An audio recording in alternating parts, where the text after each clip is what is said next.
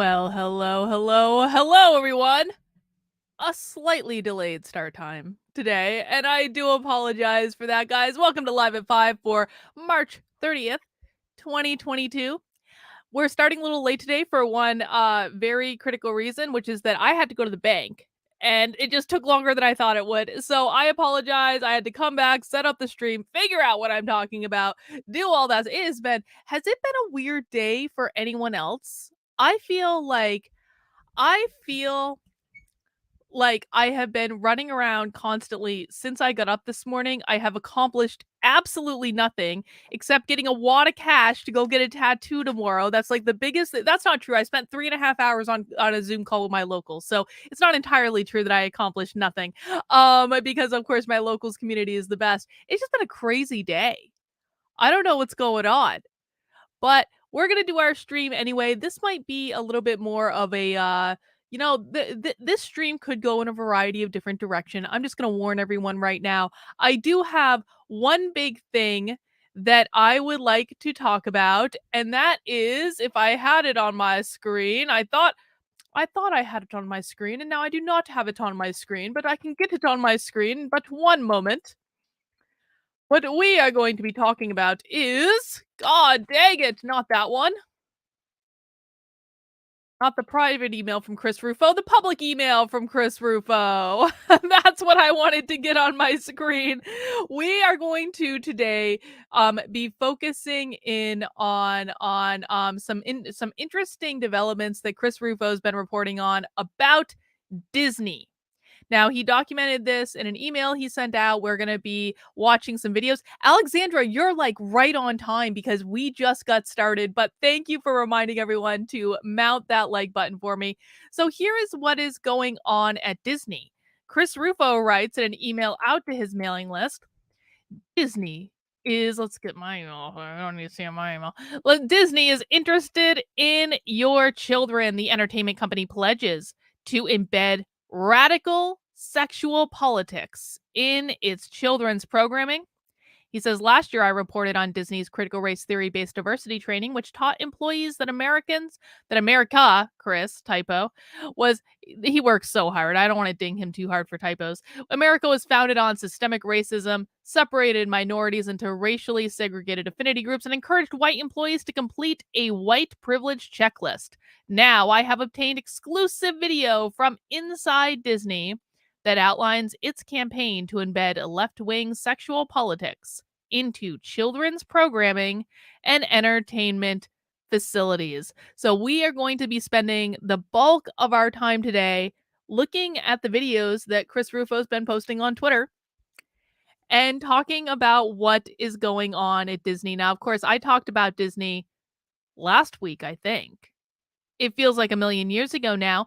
We talked about how Disney's employees were staging a walkout to protest the so-called Don't Say Gay bill, which really doesn't say don't say gay like at all in any way. But they were going to stage a massive walkout, not only in Florida, where a walkout might make sense, but also in California, who seems to think that they have they have cause to be involved in Florida politics for reasons past my understanding.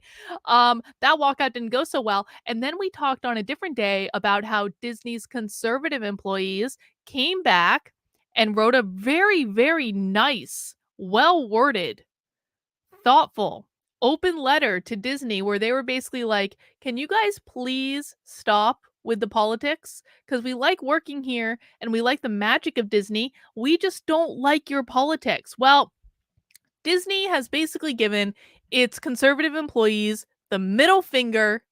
They released a statement denouncing the bill. They released the Walt Disney Company, the corporate entity, released a statement saying that it was their mission to get this bill repealed. I wonder if anyone at Disney has actually even read the bill yet. That might be an interesting thing. So we're going to be talking about that. We're going to watch some video. And then, you know what? Listen, this stream might go in a variety of different directions. I'm not exactly sure where it could go yet. I actually thought, let me ask you guys this, because I thought about this last night, and this stream was almost just going to be like an Ask Me Anything stream. Would you guys like to do an Ask Me Anything? Would that be something that would be interesting to you? You could ask me about my opinion about the news. You could ask me about spirituality and those types of questions if you want to talk about the God stuff and why I think everyone is responsible for every element of their experience. You could ask me whatever questions you want. Let me know in the chat if you would like to do an ask me anything after we talk about this Disney stuff, and I will answer honestly and truthfully to the extent that I want that information shared on the internet. And I don't know, that could be a fun thing to do as well. If you guys wanted to do that, if you are not interested in an ask me anything, that is fine as well. But let me know how you feel about that idea in the chat. In the meantime, let me get my raging grifting online. Now, we are obviously going to be talking about Disney today, but Disney is but just one example of woke insanity that is taking place in the world. And if you are one of those people who would like to learn how to fight back against woke insanity in your life, whether that be in schools, whether that be in corporate, whether that be in government, whether that be taking part of the culture war, I want you to order my new book. My new book comes out on April 26th. It is called Actively Unwoke, the ultimate guide for fighting back against woke insanity in your life. It is the only book on the market that provides actionable tips and strategies, real world case studies for people just like you who have fought back in their local communities, in their states, on a national level. It provides practical advice and strategies that anyone can use to fight back against this insanity that's going on in our culture that we're going to talk about today. Oftentimes, I really do think that the best fighters in this particular culture war are actually functioning on a local level and in hyper personal interactions. What do I mean by hyper personal? Small groups. I don't actually think, listen, I think Chris Ruffo's great. I think he's awesome. He is the leader in this thing. Chris Ruffo, by the way, has actually endorsed my book. We can actually go down. We can see, since we're talking about Ruffo today, look, he's right here endorsing my book. He says, Carlin Borisenko has been on the front lines of the fight against critical race theory from the very beginning. And Actively Unwoke, she brings together her experience as an organizational psychologist and as a fierce, on the ground activist, exposing the myths underpinning woke politics and providing a pathway to defeating it. This book sets down another marker in the culture wars. Wokeness is poison, and Borisenko argues must be relegated to the dustbin of history. I really appreciate that endorsement from Chris Ruffo. He's obviously the king in this battle, and I'm thrilled to call him a friend and a supporter. And so if you appreciate the work that we're going to look at his today, I hope you will consider ordering my book as well. Also, it's got a rad cover. Come on. That's like the best book cover in the history of book covers. You can order that right now on Amazon. You can get the hardcover, you can get the Kindle, you can also get the audio version. Yes, there will be an audio version. No, I will not be reading it because I cannot imagine anything more awkward in this lifetime than reading my own book. I just can't. But I'm sure the actress that read it will do a lovely, lovely job.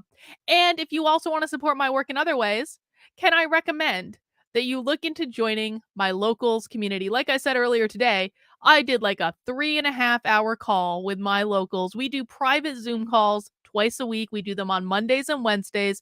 These calls are unrecorded. You can talk about anything you want. The subjects really go all over the place. Yeah, okay, we've talked about Will Smith quite a bit this week. We've talked about the conservative mindset this week. We've talked about tarot cards this week and spirituality. We've talked about what to do when you're helping out a friend that's in a tough situation. We've talked about we've talked about the gender politics stuff, obviously in a place that YouTube and Twitters and all the big techs are not going to censor us. It is my locals keeps me sane. And it also allows me the time and the freedom to do this type of work and bring it to all of you. So if you appreciate the work I'm doing, you can become a supporter in my locals community for $5 a month. You can give more if you want to, but you don't have to. That's all right. I understand. You can also become a supporter for $50 for the year, which gives you 2 months for free. You can also make a one-time gift if you just really appreciate the work I'm doing.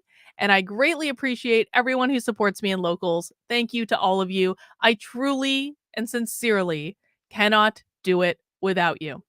All right, guys, let's take a look at the rest of this email from Chris Ruffo, and then we are going to be watching some video. But let's just get a sneak preview of what we're going to be talking about today.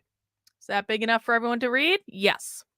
In the wake of Florida's parental rights in education legislation, which prevents public schools from promoting gender ideology in kindergarten through third grade, but which critics call the Don't Say Gay bill, Disney executives organized an all hands meeting called Reimagine Tomorrow Conversation Series and pledged to mobilize the entire corporation in service of the LGBTQIA plus community. Executives recruited the company's most intersectional employees, including a Black, queer, and trans person, a biromantic asexual. What the hell is a biromantic asexual? I have no idea. And the mother of one transgendered child and one pansexual child. How are children pansexual? The trans thing I can kind of wrap my head around because when you're trans, your brain develops differently. So I can wrap my head around the idea that a child might. I mean, like, listen, if there are trans adults in the world, that means there are trans children in the world, right? Because trans children grow into trans adults. I don't think that being trans poof magically appears when you're adult for people that are legitimately trans, not for people that are crazy. So I can wrap my head around the whole trans child thing. I do not believe that anyone should, with rare exception, should be medically transitioning before they're 18. I don't think that's healthy. I don't think it's a good idea. But a pansexual child? Carl even asked, "What the hell is a pansexual?" Pansexual is basically when you can be when you can be attracted to anyone, is my understanding. You do not limit yourself by gender or gender identity or whether someone is cis or trans. You can be attracted to anyone. Anyone at any time, possibly for any reason. Anywho, one transgender child and one pansexual child and announced an ambitious new initiative seeking to change everything from gender pronouns at the company's theme parks to the sexual orientation of background characters in the company's films. In a featured presentation at the meeting, executive producer LaToya laid out Disney's ideology in blunt terms. She said her team was implementing a not at all secret gay agenda and regularly adding queerness to children's programmings. So, my understanding is that pansexual differs from bisexual in that bisexual is defined as like only being attracted to cisgendered people, whereas pansexual means you can be attracted to cisgendered or straight people.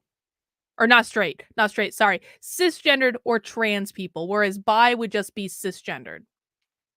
That's my understanding of the situation. I could be wrong.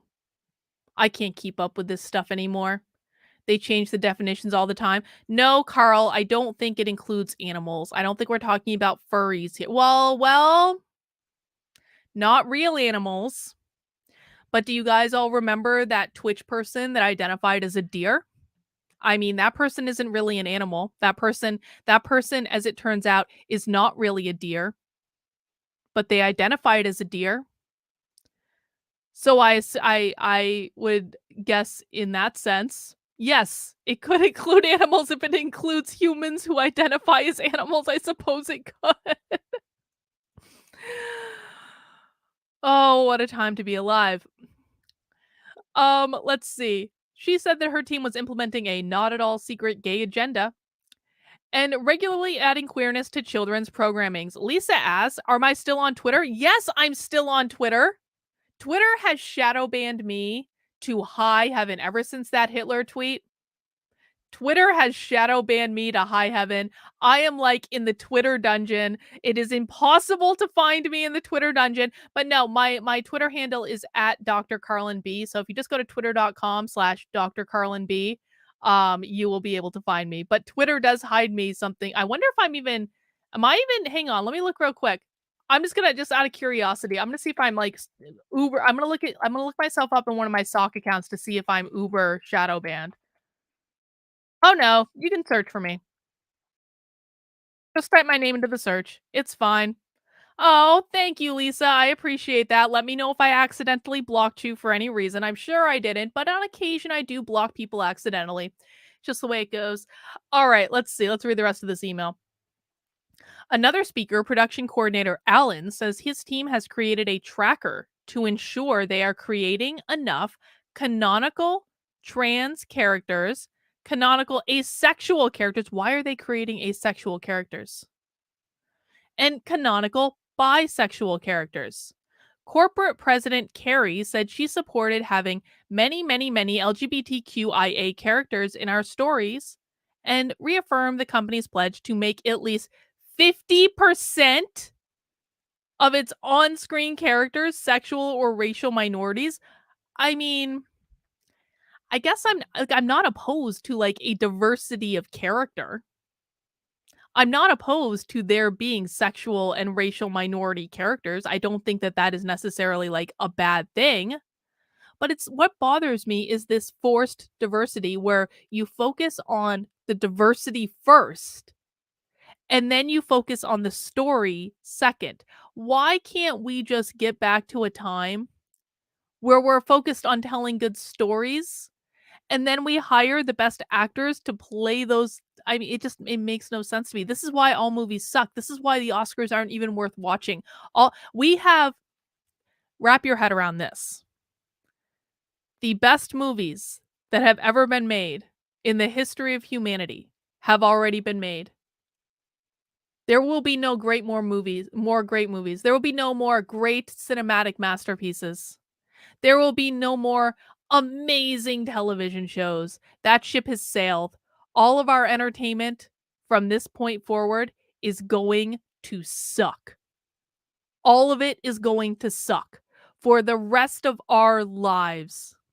We will be rehashing the same story after the same story after the same story after the same story. They remake stories all the time. We just talked, by the way, we talked in my locals call today about wouldn't it be great if they remade The Graduate, but Jada Pinkett Smith played Mrs. Robinson? Who should play Dustin Hoffman's character? If they remade The Graduate and Jada Pinkett Smith played Mrs. Robinson in The Graduate, who would play Dustin Hoffman's character? That would be a remake I could get behind, but the rest of the remakes suck. Remakes always universally are worse than the original. So they aren't telling original stories, and when they are telling original stories, they're putting diversity first and making sure they're virtue signaling as much as possible in those stories, and then the entire effing story is lost. So we will never see a great new movie again in our lifetimes. We might as well start going back, watching the old movies, watching the movies from like the 50s, the 60s, the 70s. Ten Commandments is still one of the best movies ever made. Charlton Heston, man, that was a good movie. Yul Brynner. Yul Brynner was a badass. We might as well just give it up and go home. There will be no good entertainment anymore. Anywho. The ideological campaign also extended to the company's theme parks in Anaheim and Orlando. As diversity and inclusion manager Vivian explained, Disney made the decision last year to eliminate all mentions of ladies, gentlemen, boys, and girls in order to create that magical moment for children who do not identify with traditional gender roles. We don't want to just assume that's because someone might be in our interpretation presenting as female that they don't want to be called princess, or that they may want to not want to be called princess, where said by eliminating gendered greetings, Disney believes the company can help make it magical and memorable for everyone. Finally, Disney hosted Nadine, the executive director of a pressure group called Equality Florida, who told employees that Governor Ron DeSantis and his press secretary, Christina, wanted to erase you, criminalize your existence, and take your kids, a wild conspiracy with no basis in fact. The company's executives threw their weight behind Equality Florida's effort, promising to use its significant political and financial resources to repeal the parental rights in education law and the Stop Woke Act, which prohibits public and private institutions from racialist discrimination and abuse in the classroom and the workplace. So let's dig in. Sounds like Disney's just digging the hole for themselves.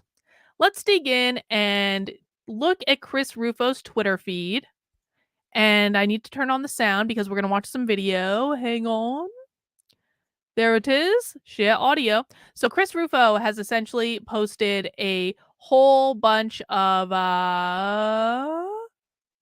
just make sure we can hide that handle. Chris Ruffo has essentially posted a whole bunch of videos on his Twitter feed that I want to go through and watch. Now, I'm going to be clear. I really have not been paying attention to this Disney stuff he's been breaking, just because I was like, dude, it's Disney, obviously. But apparently these videos are pretty shocking, and apparently like they're massively trending on Twitter and everyone's talking about them. So I thought I should probably watch them. And you know, what better place to watch them than on a live stream with you guys? We are all discovering this content together. So let me see if I can make this a little bit bigger. There we go. That's so much better.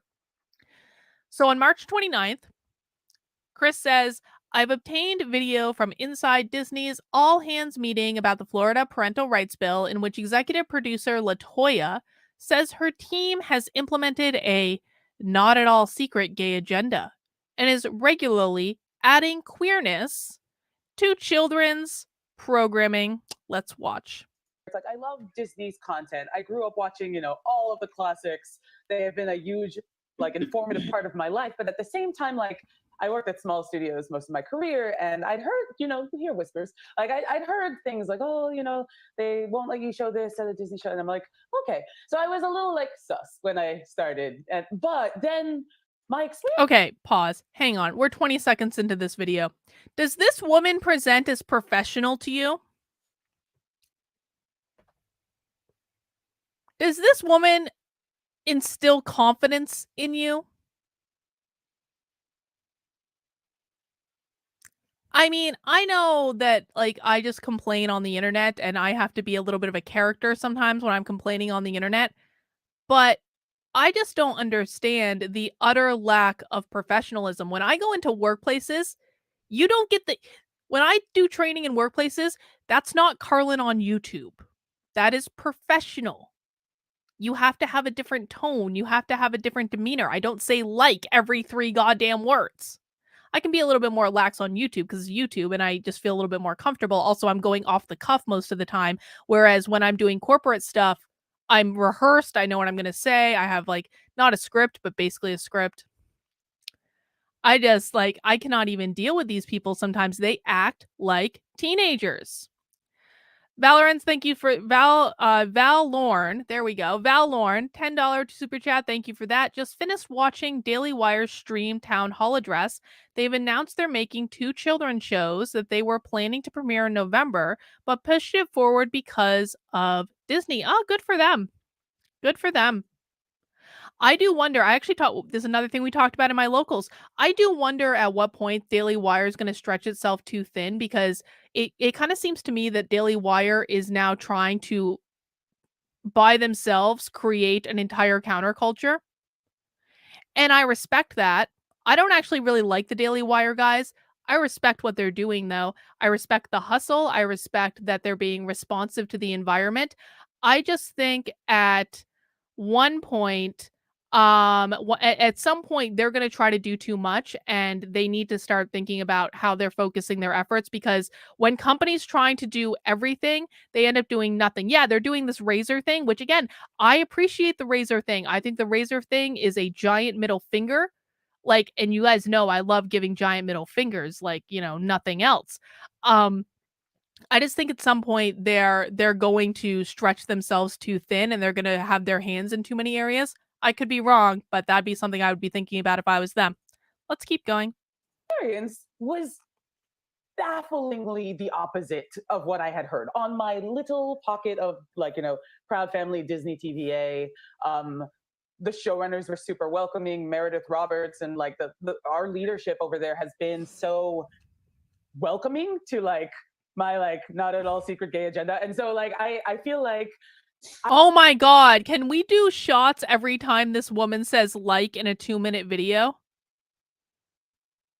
What the hell? I felt like it was, I mean, like, Oh my maybe it was that way god! in the past, but I guess like something must have happened in the last, like they're turning it around, they're going hard. And then all that like momentum that I felt, like that sense of I don't have to be afraid to like, let's have these two characters kiss, let's in the background, this, like I was just wherever I could, just basically adding queerness to like the, if you see anything queer in the show, I'm proud of them. But like I just was like, no one would stop me and no one was trying to stop me. Oh my god. Oh my, what the hell was that? I am so confused about what we just watched. Can we just watch that again and just keep track of how many times this woman says like? Do you guys want to, can you please humor me? I'm sorry. I know it's going to be painful, but I was so distracted by the likes that I'm not sure I actually listened to what she said. Okay, I want to watch it again. I want to keep track of the likes. It's like I love Disney's content. I grew up watching, all of the classics. They have been a huge, like, informative part of my life. But at the same time, like, I worked at small studios most of my career, and I'd heard, you hear whispers. Like, I'd heard things like, oh, they won't let you show this at a Disney show. And I'm like, okay. So I was a little like sus when I started. But then my experience was bafflingly the opposite of what I had heard on my little pocket of like, proud family Disney TVA.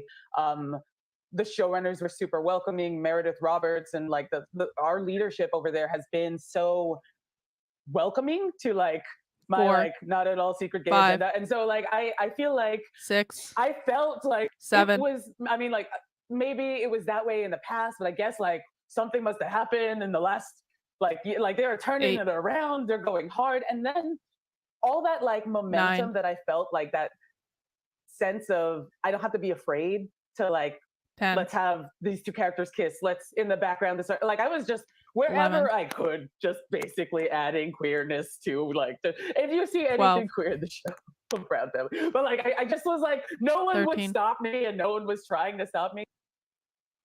You know what this is? She was like, no one was stopping and no one was trying to. No one was trying. She's like a child testing her boundaries. That was 13 likes, by the way. I thought it was way more. Did I miss a couple? I kind of thought I did. So there were at least 15 likes in there. There were at least 15. She's testing her boundaries like a child.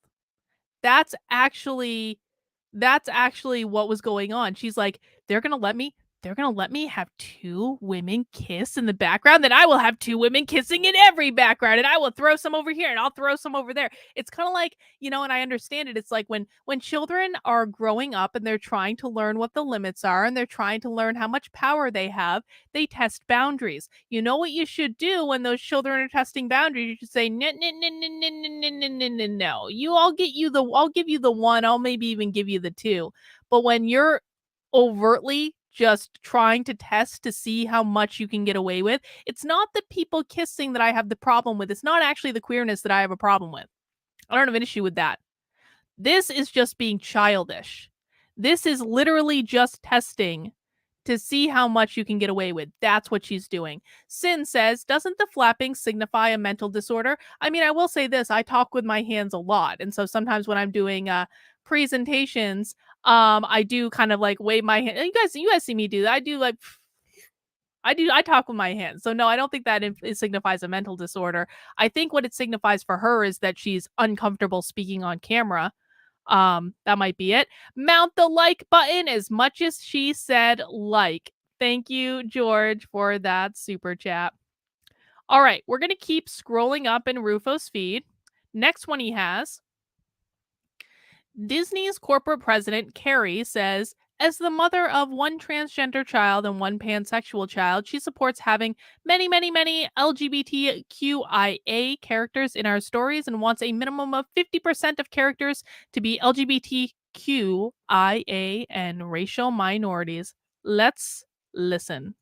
I'm here as a mother of 2 queer children, actually, 1 transgender child, and 1 pansexual child, and also as a leader.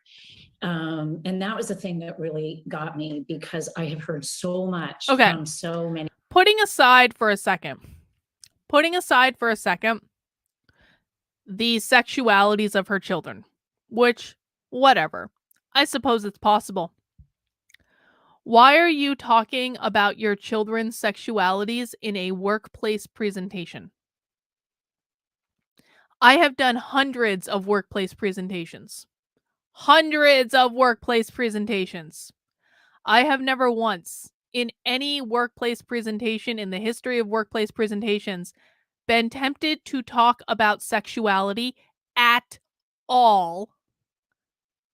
And certainly not about the sexuality of children in order to score virtue points. Incognito says, I would be so drunk if we were playing a drinking game right now.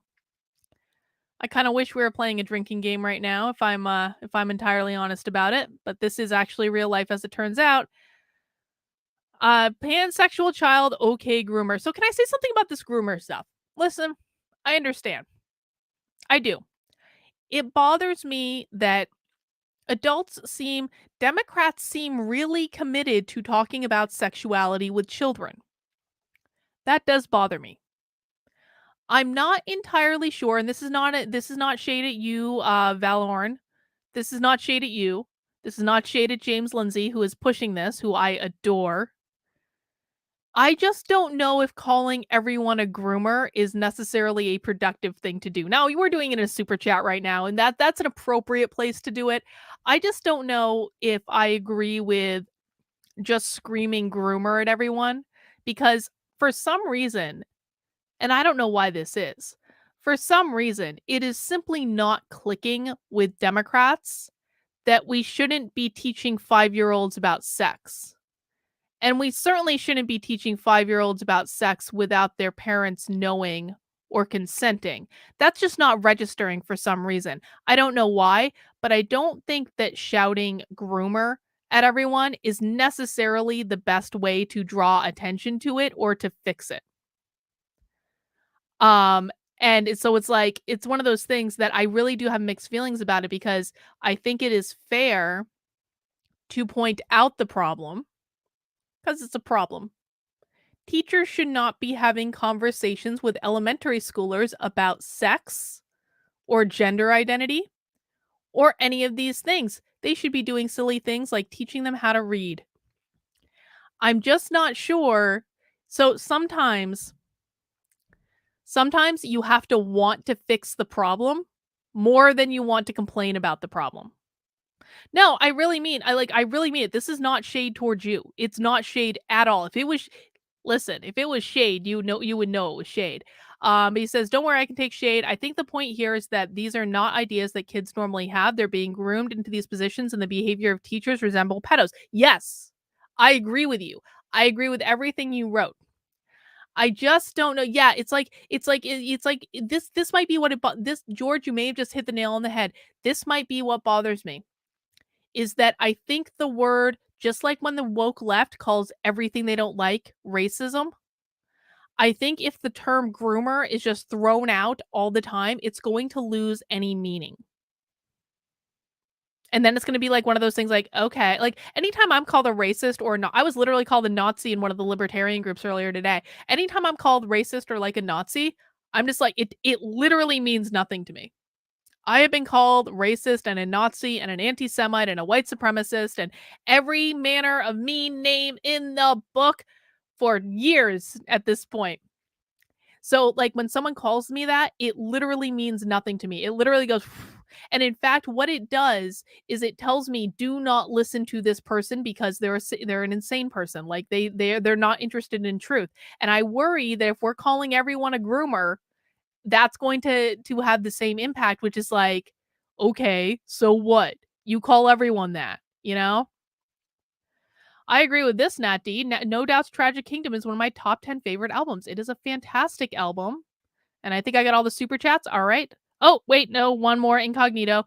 Woman is virtue signaling using her kids. Yeah, that bothers me. That bothers me. Okay, let's keep going. Many of my colleagues over the course of the last couple of weeks. in open forums and through emails and phone conversations. And I feel a responsibility to speak, not just for myself, but for them, to all of us. We had an open forum last week at 20th where, again, the home of really incredible, groundbreaking LGBTQIA stories over the years, where one of our execs stood up and said, we only have a handful of queer leads in our content. And I went, what? That can't be true. And I realized, oh, it actually is true. Well, I mean, what percent of the population are quote unquote queer? What percent of the population consider you wouldn't have everyone being queer in lead roles if it is a small percentage of the population. That just makes no sense. We have many, many, many LGBTQIA characters in our stories, and yet we don't have enough leads and narratives in which gay characters just get to be characters, and not have to be about gay stories. And so you're literally making it about gay stories. Listen, if they were making stories in which gay characters just got to be gay characters at an age-appropriate level, although, I mean, listen, there is, I'm going to be balanced here, and this might piss some people off. I don't think it's the worst thing in the world for kids to see a cartoon story in which a character has two dads or two moms. I think that that's fine as long as they're doing dad and mom things and they aren't like fucking on the living room rug in front of the children. Like, I don't really care if they're just doing normal people things. But the fact that Disney and these companies are focusing on this so much, it's not about, I mean, Hallie, I have to disagree with you here. Kids have families that have two dads and two moms. That's real. I have to disagree with you. If they're not doing anything inappropriate, if they are just being dads and moms and cooking lunch and dinner and playing with their kids and just doing normal human being things, you can't, Hallie, you can't imagine gay people doing normal things. Do you not know any gay people? And I like you, like you're part of my locals, like I'm not, no shade at you. But, like, gay people are just people too. They do normal things. Like, it's not like just because they're gay, they're just having sex all the time. Like, especially not lesbians. My God. But if it's just about doing like normal things, yes, they pay bills, they cook dinner, they play with their kids, they walk the dog, they go to the grocery store, they do errands. Like they're like normal people, like every other person. It's like, I mean, come on. So if it's just like that, like, who really cares, right? But what Disney's doing is talking about making gay stories just to have gay stories while pretending they're not making gay stories just to have gay stories. That makes no sense at all.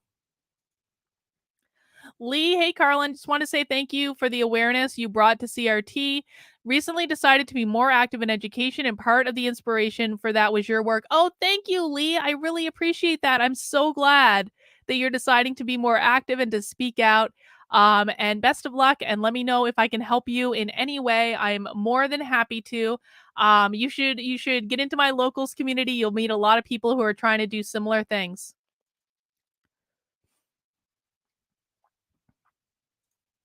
That's been very eye-opening for me.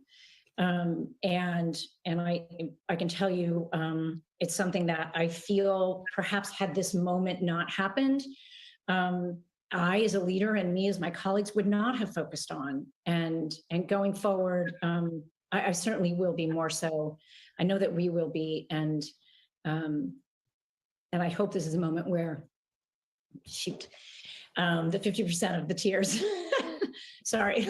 She's crying? She's crying? There's no crying in baseball. What the hell was that? Why did she stop crying? Wow. I mean, okay, fine. Whatever. Moving on. Disney production coordinator Alan says his team is committed to exploring queer stories and has created a tracker to make sure they are creating enough gender non-conforming characters, canonical trans characters, and canonical bisexual characters. Let's listen. Space. Yeah, I've had the privilege of working with the Moon Girl team for the last 2 years, and they've been really open to exploring queer stories. And I'm on the production side. Wait. Part of What the hell is he wearing? What is this collar thing? The hell is that? He does kind of look like Vosh. All right. the work that I feel like I can put in is making sure that we take place in modern day New York. So making sure that that's like an accurate reflection of New York. So I put together like a tracker of our background characters to make sure that we have like the full breadth of expression. And we got into a very similar conversation, Carrie, of like, oh, all of our like gender non-conforming characters are in the background. And so it's not just a numbers game of how many LGBTQ plus characters you have. We got the further, the more centered a story is on a character, the more nuanced you get to get into their story. And especially with like trans characters, you can't see if someone is trans. There's not one way to look trans. And so kind of the only way to have these like canonical trans characters, canonical asexual characters, canonical bisexual characters is to give them stories where they can like be their whole selves. Has Disney released any stories with like trans characters as like a lead in the story? I don't watch Disney stuff at all. Like, why would I? Has Disney actually released any? And again, I'm not actually opposed necessarily to like a trans character. I'm not. In theory, I think there's probably a way it could be done where it would make sense. But I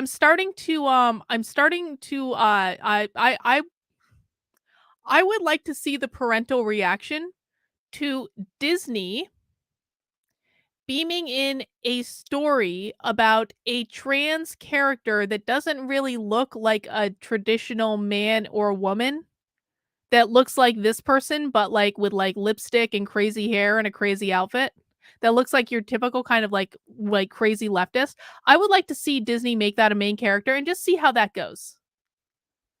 This might actually be one of those things. Now that I'm thinking about it, this might be actually one of those things in which Disney becomes its own undoing. I mean, listen, I'm not necessarily impressed that Dave Rubin canceled Disney Plus, mostly because if you'll recall, when Gina Carano left The Mandalorian or got fired or whatever, conservatives already did the boycott of Disney Plus. In fact, no conservative should really still be on Disney Plus. So I'm not exactly sure that this is going to make any sense at all, because they literally did this last year. Here's the problem, conservatives. If you boycott something a year ago, you can't come back and say, we're going to cancel our membership again. Oh, really? Then what was the first boycott about? Because one of two things happened when you boycotted the thing a year ago. Either you all canceled your memberships or you didn't all cancel your memberships. And if you didn't all cancel your memberships and can still cancel them now, then why should Disney Plus even believe that you're in danger of canceling your memberships in the first place? Because you made this big stink like a year ago about canceling all your memberships for Gina Carano. So why do you even have memberships anyway? How much of a loss could this really be? You can't boycott things like 2 years in a row when the whole point is like you were supposed to cancel your membership last year. But anyway, back to what I was saying. I actually think Disney might be its own undoing in this regard, because if Disney actually starts creating crazy trans characters and crazy non-binary characters and crazy asexual characters that are like overtly talking about why they're asexual and what that means, parents are gonna be pissed. Parents aren't gonna buy that shit. So this is one of those things where it's like, allow Disney to be their own undoing. Let them have their trans characters in every movie. Let them have their trans characters in every show. Let them have non-binary everywhere. Let them get rid of all gendered terms. Let them stop calling little girls princess. How many little girls who go to like the Disney theme parks wearing the princess dresses, and how many little girls are just like going to not understand why the Disney characters at their favorite theme park that they've been dreaming about all year are now refusing to call them princess. Let people be their own undoing. Just let it happen. Sometimes literally the very best thing that you can is just to sit back and do it. I don't believe for one red second that Dave Smith's family can't afford Disney Plus. Not Dave Smith, Dave fucking Rubens. I don't believe for one second that that's true. I'm sorry. Dave Smith's nieces could have gotten their own membership. I call him Dave Smith again. Rubin. There are too many Daves. Dave Smith is the libertarian. Dave Rubin is, I think, still a libertarian, but he pretends to be a conservative now. Whatever. I guess that's his choice. Let me see. I got a super chat coming in. Janelle O, Daily Wire announced the investment of $100 million into kids' entertainment. SketchUp's looking cute, especially Chila Time series about a chinchilla farm. Good for them. Good for them. All right. There's more. Disney Diversity and Inclusion Manager, Vivian. Doesn't she look like exactly the type of person you want involved in diversity and inclusion? She looks like an older version of a Karen. Says the company has eliminated all mentions of ladies and gentlemen and boys and girls in its theme parks in order to create that magical moment for children who do not identify with traditional gender roles. Let's listen. Last summer, we removed all of the gendered. Wait. Is this a trans person? I don't mean to be casting shade, but the voice sounds a little trans to me, which would be I didn't see that coming. Okay, I mean, I guess it makes sense. Greetings in relationship to our live spiels. So we no longer say ladies and gentlemen, boys and girls. We've provided training for all of our cast members in relationship to that. So now they know it's hello everyone or hello friends. We are in the process of changing over those recorded messages. And so many of you are probably familiar when we brought the fireworks back to the Magic Kingdom. We no longer say ladies and gentlemen, boys and girls. We say dreamers of all ages. And so I love the fact that it's opened up the creativity, the opportunity. Why can't you say all of those things? Why can't you say all of those things? Why can't you acknowledge the 99% of the population that do actually feel like they associate best with one of the two primary genders? Why can't you say ladies and gentlemen and boys and girls and dreamers of all ages? That would seem to be inclusive of everyone and how everyone identifies. It even includes everyone who doesn't identify with a gender. Why is this so hard? Why is that so hard to understand? Opportunity for our cast members to look at that. We have our cast members working with merchandise, working with food and beverage, working with all of our guest-facing areas where perhaps, we want to create that magical moment with our cast members, with our guests. And we don't want to just assume because someone might be in our interpretation, maybe presenting as female, that they may not want to be called princess. So let's think differently about how do we really engage with our guests in a meaningful and inclusive way that makes it magical and memorable for everyone.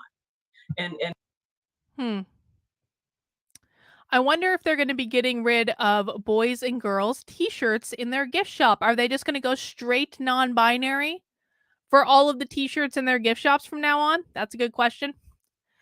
Chila Time is a show about a chinchilla family who homeschool their kids. It's like the Magic School Bus where they have hijinks while learning. I think that sounds like a fantastic kids show. Certainly better than fucking Paw Patrol.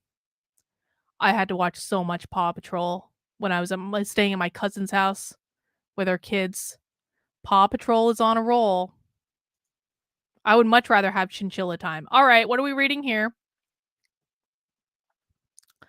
Disney's activism partner Nadine of Equality Florida tells LGBTQ employees that Ron DeSantis and Christina want to erase you, criminalize your existence, and take your kids, a wild conspiracy theory that Republicans want to kidnap gay people's children. Let's listen. Coverage. But the context is also who is pushing it, what their record is, and what the history is in Florida. You know, you can go back to the 50s, to the Johns Committee, where the legislature was actively put together a task force whose whole job was to root out civil rights workers and any homosexuals in the university system. They destroyed lives. Literally, people committed suicide behind the relentless attack. And then you have Anita Bryant, and many of us are of an age to remember Anita Bryant's Save Our Children campaign, which was premised on the same idea. This woman is not old enough to remember the Anita Bryant Save Our Children campaign. I guarantee you that this woman is not actually old enough to remember that. If she is old enough, she was a child when that happened. She is not old enough to remember that. Is that undergird this bill. And because of her campaign that equated being gay with being a child predator, she was able to pass a ban on gay people being able to adopt, a marriage ban, and then she took that nationwide. I just want to point out that this is the legacy of Republicans right here. This is one of the things you guys need to fix. The fact is that it was Republicans and conservatives who campaigned to prevent gay people from adopting children. That was on the right. That wasn't on the left. And this is one of the things that has been and will continue to be a constant thorn in the side, and nothing has been conserved. In all of the time that Republicans and conservatives spent fighting on just letting gay couples live normal lives like every other couple out there, nothing was conserved. Nothing was accomplished. And in fact, it will continue to be used against you for all time. And this is time to learn a lesson about being strategic in what you're fighting for, because that battle turned out to be not only a losing battle for that time and for that issue, it also is continuing, as we see, to have much more detrimental impact. So Republicans and conservatives, they want to talk about oh, we were right about the slippery slope and everything we predicted is now coming true. Well, guess what? That's partially your fault. It's partially your fault because you chose to be completely unreasonable in regards to gay people. If Republicans and conservatives had not been completely unreasonable in regards to gay people in the 80s and the 90s and moving into the 2000s, then there would not have been as severe a backlash as we are seeing now on the left. I talk all the time about how the right is backlashing against the incredible insanity of the left. The left went way too far. The left went off the fucking cliff. The left went insane, and the right is backlashing against it. Well, why did that happen? Why did the left go too insane? Because the right went too far in the fucking 80s and 90s, and the left backlashed against them. And that's what made the left so insane. And the right was probably backlashing against something the left did, and the left was probably backlashing against something the right did. At some point, people need to start to be reasonable human beings and to stop backlashing against the other tribe. Because as you two extremes are just fighting each other back and forth all the time over the most extreme possible positions, the rest of us are sitting in the middle going, yeah, this is a shit show, and why doesn't the meteor just hit us at any moment? Because these two tribes are never going to cut this shit out.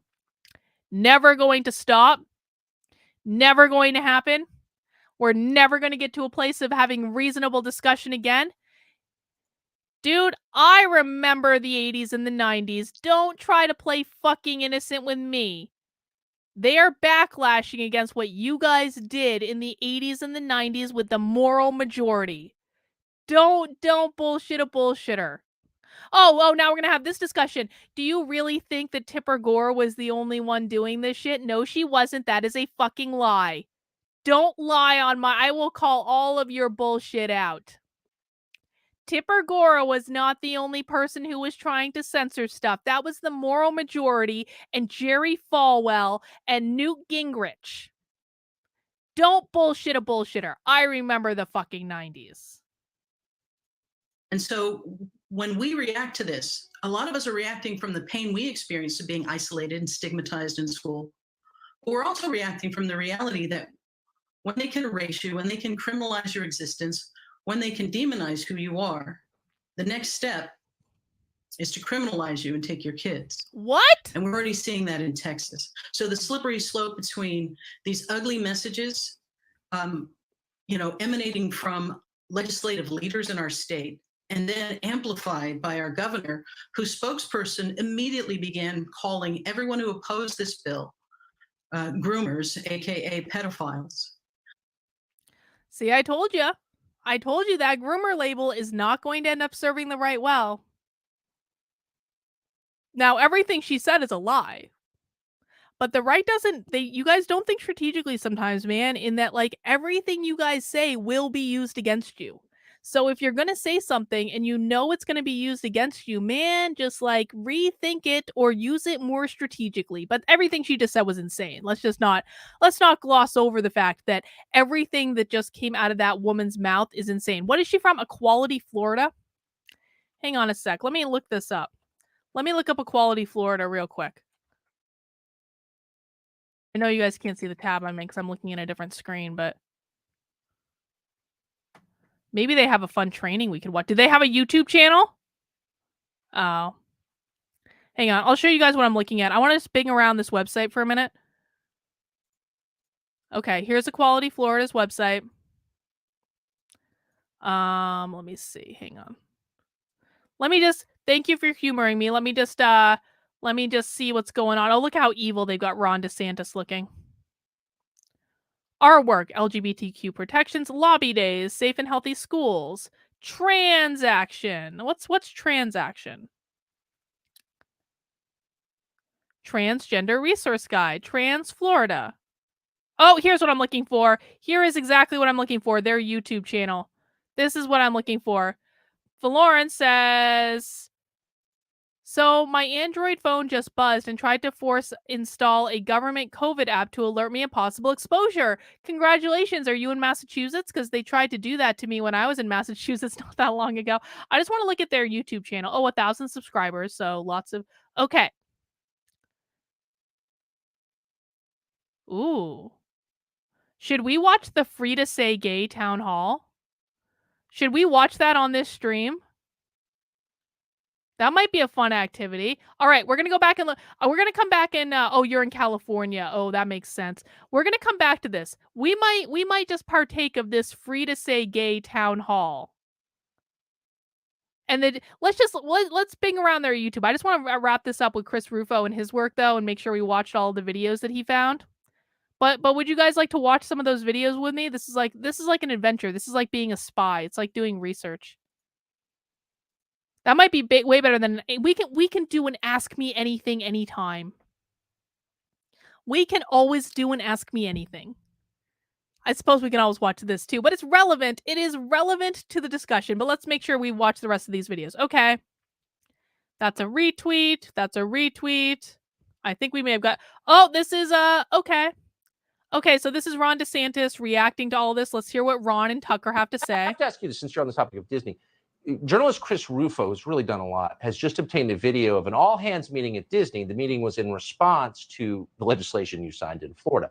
Here is Disney corporate president Carrie Burke. Watch this. I'm here as a mother of two She's their queer children, corporate actually. president? She is the corporate fucking president? Child, Are you kidding me? And one pansexual child. And also as a leader. We have many, many, many LGBTQIA characters in our stories, and yet we don't have enough leads and narratives in which gay characters just get to be characters, and not have to be about gay stories. So I don't understand why an entertainment company that makes animated movies gets to control legislation in your state.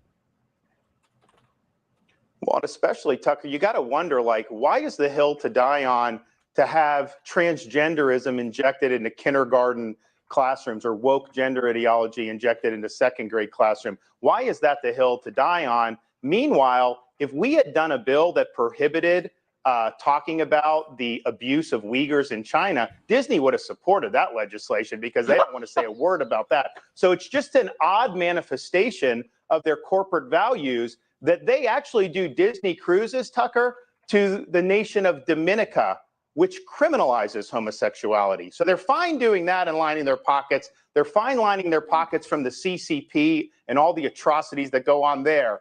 But it's those kindergartners in Florida that they really want to have transgenderism as part of their core curriculum in school. And talking to kids about their genitals. Like, I thought that was, I'm not a lawyer, I thought that would be a crime, right? No? One would think. One would think. One would think. All right. There's a boycott Disney hashtag going on now. Chris Ruffo's doing such great work. Let me just make sure I've got the latest of what is going on because he's been tweeting all day. He's been having a lot of great success. Look at this. This video is approaching 2.5 million views on this. We're waging a moral war against Disney. We're directly targeting their public reputation. We are turning half of their customers against them. Disney, Pansexual, and Boycott Disney have been trending for the past 18 hours. That's pretty incredible. Incredible work, Chris. It's amazing Disney executives were falsely accusing Ron DeSantis of Don't Say Gay while they were requiring theme park employees to eliminate words ladies and gentlemen, boys and girls. That is a really, really, really good point. Look at this.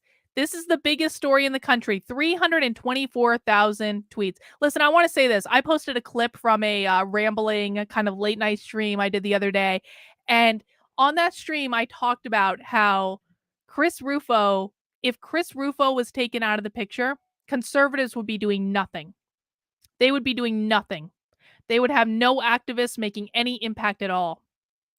I just really want everyone to understand how much one single person can do. Because what Chris Ruffo has done has been nothing short of a miracle in the last year and a half. All right, that's all we've got there. Now let's switch gears and go over to this Equality Florida thing. And let's see what they have to say. Oh, they're doing an ad. Oh, God. I don't want to put ads. Jesus. Okay, hang on. Let's see what this has to say. We'll just watch. We'll watch as much as we feel like. I'm going to play this by ear. Free to Say Gay Town Hall from Equality, Florida. Basically, we're basically doing happy hour, but sadly, I don't have any alcohol. Oh, they have a chat? Hang on. We're going to make this so we can actually see the no, that's not what I wanted to do. Default view. I want to be able to watch the chat too, because sometimes when you see the chat, there's just like crazy shit that comes out in the chat. This only has 331 views, so I don't know that we're actually going to get that much coming out in the chat. We can change it back to theater view if we want to, but I just want to watch the chat for a little while. Play. Why aren't you playing? Why isn't it playing?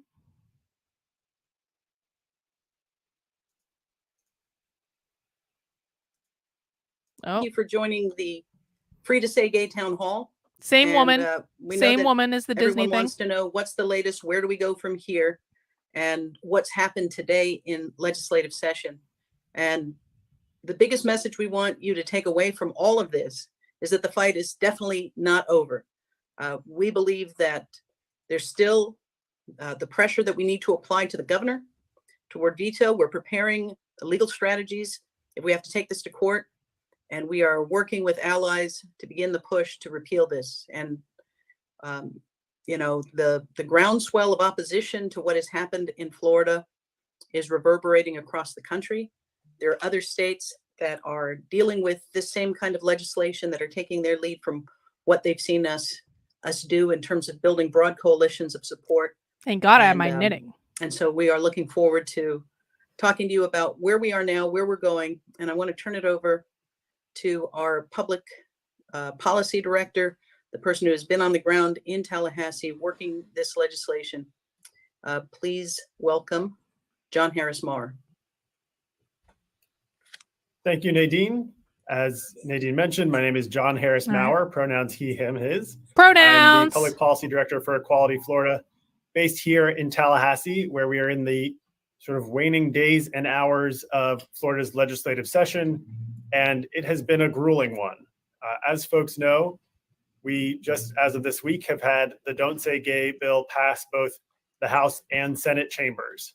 So, and now it's been this bill signed. has gone through several amendments and iterations as it has churned through the process. Some really important points where we had victories along the way and more fight to go. So the next stop for the bill is to go to the governor's desk. It is up to the legislature to take that specific action to pass it along. That doesn't happen automatically. So we've got a window of time when we can still keep up that pressure on Governor Ron DeSantis, tell him what he already knows well, just how harmful this bill is. As if you guys were ever going to get DeSantis to change his mind. Sexual orientation and gender identity. We know that sexual orientation and gender identity are about who we are and who we love. And that is appropriate to talk about at every age. No. You know, the legislature has tried to suggest that sexual orientation and gender identity are something taboo that we shouldn't be talking about. But we know that LGBTQ people are a normal, healthy part of our world. And it's always appropriate to talk about our identities. We have young LGBTQ folks as early as K through 3 right now, and certainly up through all school grades.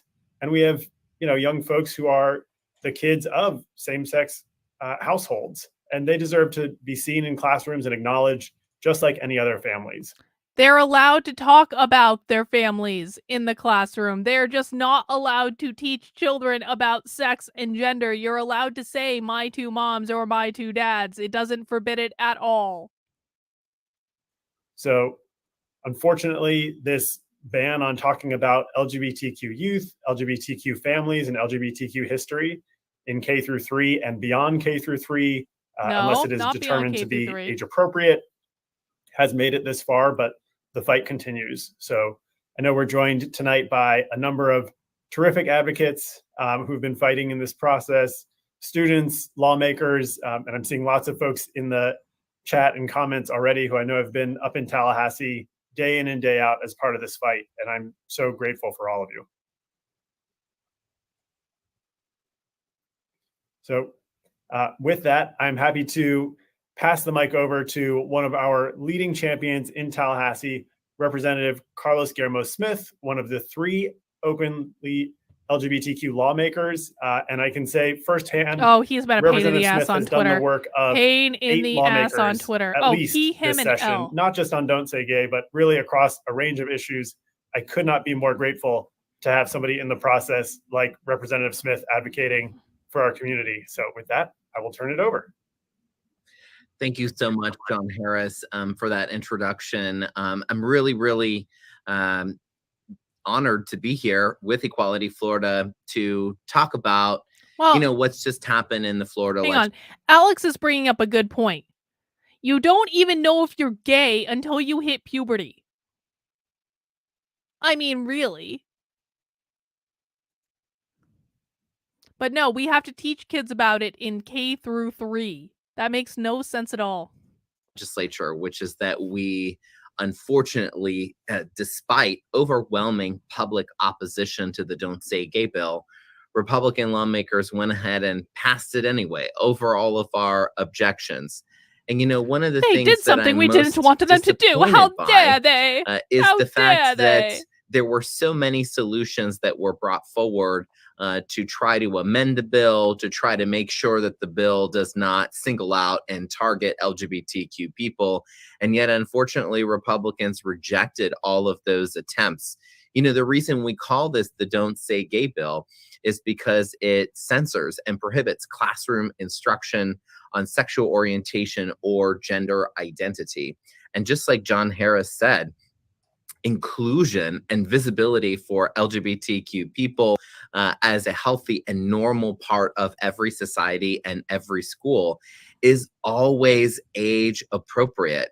You know, one of my main concerns with this bill is not just the text, the black and white text in front of us, which is bad enough already, but I'm also concerned about the negative message that it sends our young people, that somehow there's something so wrong or so inappropriate about LGBTQ people that the legislature wanted to go out of its way to prohibit classroom instruction about us in Florida statute. You know, what often happened is proponents of the bill would misconstrue what was included in the bill. They would say things like, oh, we shouldn't be talking to our kids about sex ed. We shouldn't be including instruction about sexual activity or sexual acts in front of our kids. And the reality is that's not in the bill. The bill does not prohibit classroom instruction on sex ed. It prohibits classroom instruction about a group of people, LGBTQ people. That's wrong. Like you and me. That is just a lie. That is a blatant and bold-faced lie. If teachers wanted to teach about straight couples having sex and like how that all works, that wouldn't be allowed either under this effing bill. Wow. That is a blatant and bold-faced lie. I wonder if this guy actually believes the nonsense that just came out of his mouth. Does he really believe it, or does he know he's a raging propagandist? John Harris. And so we are committed to continuing to fight against this bill. I'm joining you from the state capitol, from my office right now, as we are still in the legislative session. And I just want to say this as far as a message for our young people who have seen the Don't Say Gay bill has passed and is now going to Governor DeSantis's desk. They may be scared. They may be struggling at home to They're find only support scared from their if parents people like or you from have their made them communities. scared. And, you know, here's what I want to say to those individuals, to those students, to LGBTQ youth. You know, I used to be you. And you probably weren't taught about sex in third grade. It gets better for sure. But remember that folks like myself, Equality Florida, other legislators and allies, we see you, we love you, and we will get up and fight every single day for you because we know that your lives are worth fighting for. Why would a kindergartner through third grade even be watching this presentation right now? And why would I mean, only 330 people watched it. I can't imagine there was a giant population of 5 to 8-year-olds that were really paying attention. And regardless, why would any of these kids be scared unless their parents and irresponsible people like this guy lie about what is going on? The only reason to be afraid is if you have been dramatically lied to about what this actually is and what it means. Absolutely. Well, with that, I will welcome Nadine back with us. But thank you, Carlos, again, for just everything you've been doing for weeks and months to battle this terrible legislation. Thank you to Equality Florida, and thank you to the students who have elevated their own voices throughout this, the student protests, the students coming to the Capitol. I can tell you that made a huge difference, and it sent a real message. No, it didn't. It made no difference. I'm looking forward to continuing He's lying to work with those students to make sure that we fight back against this bill. He's lying to children again. First off, they got children protesting at the state capitol, so they're creating a whole bunch of little activists who are protesting for something that is not actually happening, so it makes no sense at all. But it made no difference because the bill got signed anyway. Haha, too bad, so sad. All your efforts failed, you lost. Bill. Thank you so much, Carlos. You've been an absolute tireless champion, and I mean that. I think you were talking to me at almost midnight last night as we continue to build a strategy for how we're going to push back and make sure that not one single child, not one single family, not one single classroom is made less safe because of this legislation. But an excellent segue to one of the real bright lights in this moment. I often say they have miscalculated if they thought they were going to sneak this legislation through. As we know, they filed it on the very last day that you could file legislation. They put it on the fast track to move it as swiftly through, and they did not count on the incredible opposition that has come from every sector, from parents, from They're going to be so salty. They're so salty. Child welfare agencies, the American Medical Association, the American Bar Association, all of these places where the folks who care the most about children, who work most closely with children, including Republicans who work most closely with children, all rejected this legislation. But the folks who will bear the brunt of this are the students themselves. And I think John Harris did a good job of reminding us that while they say K through 3, there's language in there that would allow them to extend this to K through 12. And so the student-led uprisings that have pushed back against this have really been incredible. And somebody who's been a leader from the very beginning when they began to ban books and banning books, coming back again. I told you so. These student-led demonstrations is with us tonight. I'd like to bring up Jack. Jack, there you are. It's good to see you. They're using children to advance their political agenda.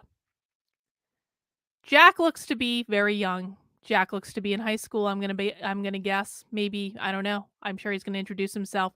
But I just want to emphasize that listen, no matter what, like, they're obviously gonna have kids on this training. I am not going to attack the children, and I would ask that people in the chat do not attack them either. Because no matter what they say, no matter what crazy shit they say, remember, they're kids. They're kids. They have been taught this by adults that they trust. They are victims in this as much as anyone else is. So I am not going to be, I might make comment on the content of what he says, but I am not going to be attacking like the person because he's a child. Okay? And I would just really ask that people in the chat be mindful that this chat goes out onto the internet where anyone can see it and anyone can take anything that is said out of context and make it look like something it is not and just, rein it in. Attacking ideas is okay. Attacking children who have been brainwashed with these ideas is not. In person, or this is what feels like in person these days. But welcome, thanks for joining us, and tell people who you are and how you dove headfirst into leading this student revolt against the Don't Say Gay bill. Yeah, I apologize if you guys hear my dog barking in the background. So my name is Jack Petos. I'm a 17-year-old student activist living here in Flagler County, Florida. I identify as gay. My pronouns are he, him, his. I am the founder. Hang on. Richard says if they're 16, I can't give them up a bit of doubt. The logic reason function of our brain does not develop until you are in your early to mid 20s. His brain is not fully developed. No one's brain is fully developed in high school. The logic reason function of his brain is not fully developed. He has been brainwashed by the people that he trusts most in his life. And if you want to attack him as a person, when his brain is not fully developed, that is not a good look. It is not a reasonable look, and it doesn't make you the hero.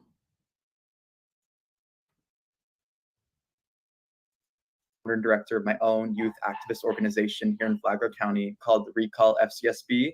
And I am a student, I'm a political strategist at Gen Z for Change.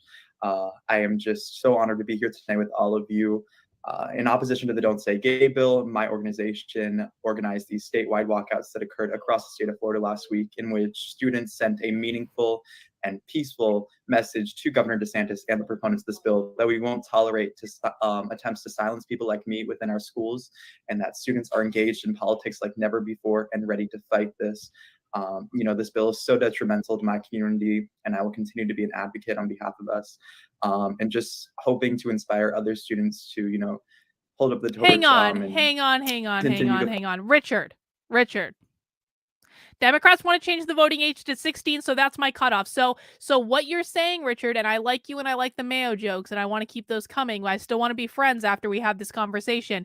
But what you're saying is that you will cast aside logic. You will cast aside any developmental truths that we know about the brain not being able to develop logic and reason functions until your early and mid-20s. You will cast off science. You will cast off neuroscience. You will cast off fact. You will cast off anything because of what the Democrats say.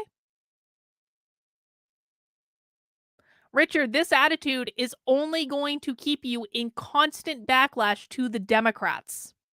It doesn't make you a hero.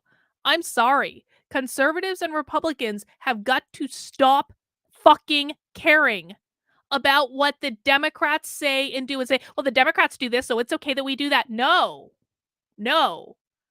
That literally makes you no better than them. It makes you no better than them.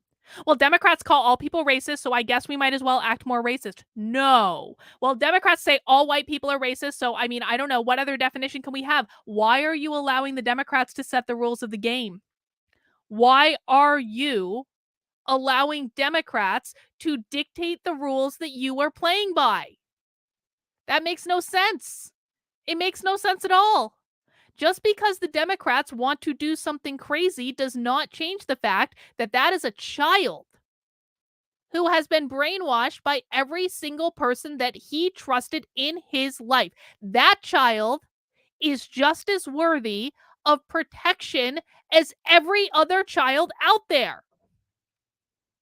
He is no less worthy because he's 17 because the Democrats want to cut the voting age at 16. That does not make him any less worthy of protection and consideration and adults trying to act like reasonable fucking human beings. Right. So, yeah. Jack, one of the things that we saw since that day of planned student walkouts have been some pretty spontaneous student walkouts that have happened since. I want to shout out Madeline Duggar and so many of the Tallahassee-based young people who have marched to the Capitol and formed a gauntlet that made legislators look them in the eye before they went and cast their vote. But what have been the repercussions for you as a leader in this? Yeah, so I think we're already seeing the impacts of this legislation and just attempts to silence people like me. At my school district, we faced a lot of pushback for our attempts to make a message be known to the student body, and to Florida lawmakers that we won't tolerate this. And with organizing our rally, I faced a lot of pushback from my school board that has been kind of embroiled in controversy in the past regarding. AD says, what is a lawsuit going to look like against this bill? I think we're probably going to find out, AD. I'm not sure of the answer to that question. Thanks for the super chat. Regarding LGBTQ plus issues. We work with them every step of the way. We try to make this a successful event, and we were collaborative and conform to their standards. And at my rally, they tried to confiscate pride flags and stop the pride flag, the distribution of pride flags that we purchased for the event. Bullshit. Pride flags are not a political statement. Pride flags I don't believe that for one red embrace second. Of our queerness and, acceptance and identity. And the school district tried to take that away from us. And I resisted. I went on my megaphone and I said, don't let them take your pride flags. Don't let them silence you. And for that, I was suspended from the Flagler County School District. I'm very thankful to be back now. But nonetheless, I was pulled out of school for 3 days because of this. And it was just a mess. And I really fear this is going to be a mere blip in what we're, I strongly doubt that he was suspended for telling people to hang on to their pride flags. He was probably suspended for disrupting school.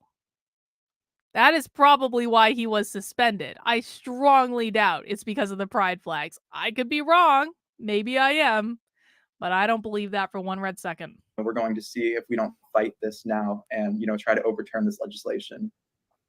And Nadine, if I can just jump in, I'm so impressed by all the organizing that Jack has done. And I think he's spot on. I mean, what we know is that this Don't Say Gay legislation is part of a broader censorship and surveillance slate that we've seen, unfortunately driven by the governor's office and sort of this run to the right for jockeying for position with former President Donald Trump for the 2024 presidential primary. But whether it is the Don't Say Gay bill, whether it was the Stop Woke Act, all these other bills, we've just seen this really worrying trend of legislation that is about censorship and trying to sort of instill this fear that will have a chilling effect on our willingness to speak out, to be ourselves, to have difficult conversations.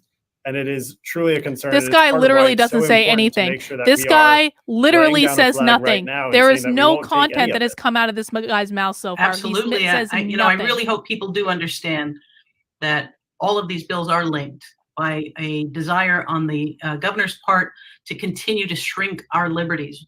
This is why we're seeing books being yanked off shelves. Overwhelmingly, they are books by Black and LGBT authors.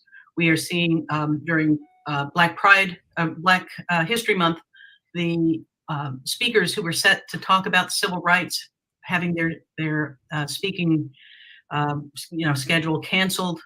And one student, there's a speaker, Frederick Joseph, Pulitzer Prize winning writer who was scheduled to speak and was told, all speaking gigs are canceled, so you don't have to show up. And a student wrote to several speakers who had been canceled and said, what they told you wasn't true. They only canceled Black speakers. Oh, and bullshit. Your speaking gig has been replaced with a white Republican lawmaker.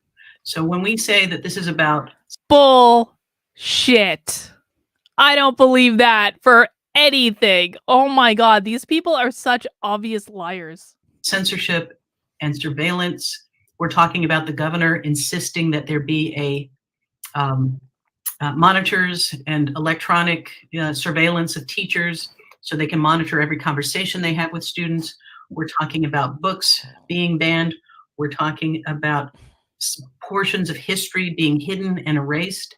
And so we've got to take this very seriously. This is an attack on the LGBTQ community, but it's not simply an attack on our community. Richard, we can keep arguing if you want, and I would ask you to spell my name correctly if you're going to do it. The age of consent has nothing to do with when the brain develops. And we're actually talking about being an adult here. 17 is not an adult. The age of consent has absolutely nothing to do with when the brain develops and whether or not we should attack children personally rather than attacking their ideas, or by pointing out that they have those ideas because adults lied to them. Listen, man, if conservatives want to make it their business to go and attack children, go do it. Try it out. See how that looks. See if that gets you where you want to go. If conservatives are going to make it a priority to attack children, and then at the same time saying they are the protectors of children, that's not a good message to send. Sometimes you have to be the adult, sometimes you have to be the bigger person, and sometimes you have to say, I don't give a flying fuck what the Democrats do. I am going to act responsibly in this situation, and I do not believe it is responsible to be attacking children. If you disagree, we might be at odds. It is part of a broader restricting of rights. And when DeSantis says free Florida, he means we're free to do as we're told. And if you go along, there's rewards. And if you're a critic, there are punishments. And so we see that playbook in authoritarian countries, like Russia, where Putin has pushed the same kind of anti-LGBT. Yes. Florida is an authoritarian country just like Russia. Are you shitting me? Propaganda laws. I want to keep the conversation going. And Jack, what's next in terms of what your thinking is, and what students are talking about right now? Yeah, so I really want Governor DeSantis to know before he signs this legislation, how wide-ranging these impacts will be on my community, and I wanted to hear a firsthand account of what is going on and how this bill will target people like me. So I called in Governor DeSantis to have a meeting with me to communicate one-on-one on the effects of this bill and the impacts of this bill. I've received no response from his administration, despite 14,000 likes on Twitter. There's been no response from a spokesperson. Haven't gotten an email. I sent formal requests through. So it's obvious that he doesn't want to listen to the people that this bill is targeting, which is really, really damaging and reflective of what he's trying to do. He's trying to silence marginalized communities. I'm always going to advocate online. We're always going to oppose attempts like this to marginalize people, and leveraging that tool of social media that we have. It's an incredible tool that young people are using to involve them more and, inform them and hope to inspire more of them to speak out on issues like this. And even moving forward in the November elections, I think that the Florida GOP is going to be meeting Generation Z this year, and they're going to see how capable. I mean, I raised over 90,000 meals for charity, and my governor still wouldn't talk to me. I really did that. I signed up on this oh God, what is it called? Town Circle, where people donated money to try to entice Chris Sununu to have a conversation with me about him sabotaging the anti-CRT bill in New Hampshire. There were tens of thousands of meals for homeless people that were donated through that website that were only distributed if Chris Sununu would actually have a live conversation with me to discuss his sabotaging the anti-CRT bill in New Hampshire. He wouldn't do it. Sometimes governors don't actually have to give you their time. It's just the way it goes. You try, you do your best, but at the end of the day, he is a governor of a major state. And, it's just because he didn't meet with you personally doesn't mean he didn't talk to anyone. My God. A good troll is this law does not allow straight people to teach children about their preferred lifestyles. No, it doesn't. It doesn't allow any talk of any sex in kindergarten through 3rd grade. I don't know why this is so difficult. We are getting to that ballot box and making our voices be heard. I'm just going to continue to work to make sure that happens through, organizing youth-led voting coalitions, through advocating online, and through all my platforms. Fantastic. I see people asking the question, what they can do, what can you do to help? First and foremost. Adirondack guy, are they accusing what they want done with books? I'm not sure what that means, Adirondack guy. Are they accusing what they want done with books? I don't know what that means, but thank you for the super chat. Make your voice heard. Go to freetosaygay.org, and you'll see places that you can take action. The other thing is that we've got to turn out at the ballot box. The vote in the Senate wasn't the last vote. The vote that matters is the vote that happens that decides who represents us in the legislature.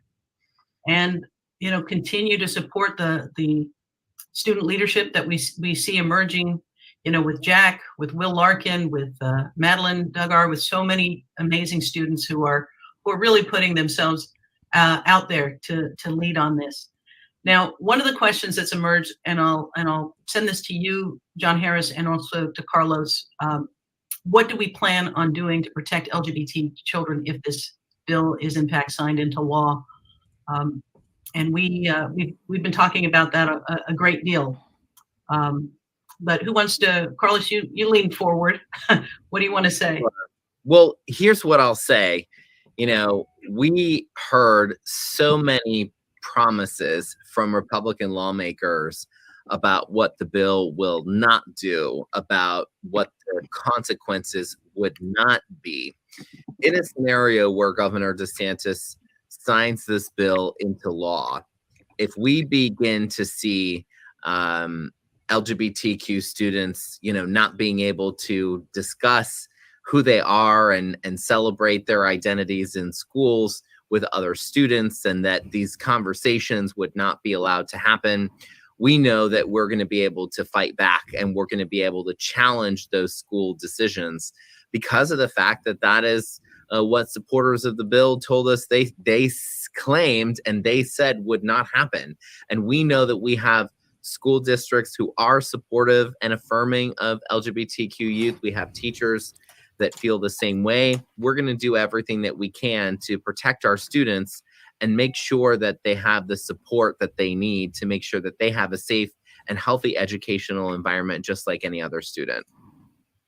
And John Harris, thank you for that, Carlos. John Harris, we heard all kinds of things on the floor, especially in the final vote. We heard the sponsor of the bill, when he was asked, what does sexual orientation mean, kind of shrug and say, whether you're a man or a woman. It's pretty clear that they have really no clue of the language that they've been pursuing. They are motivated by one thing, and that was to send a message to stigmatize LGBTQ people. But the reality is they've passed something that is so sloppy and broad that, you know, there's a lot of doors here that we're going to be using to make sure that they're not going to hurt students. Now, I'm sure that a lot of what she just said was a lie. Okay, I'm sure that a lot of that was a lie, but I do want to take issue with the fact that if someone asked the sponsor of the bill on the House floor what did you say? What gender identity means, and he wasn't able to answer that question.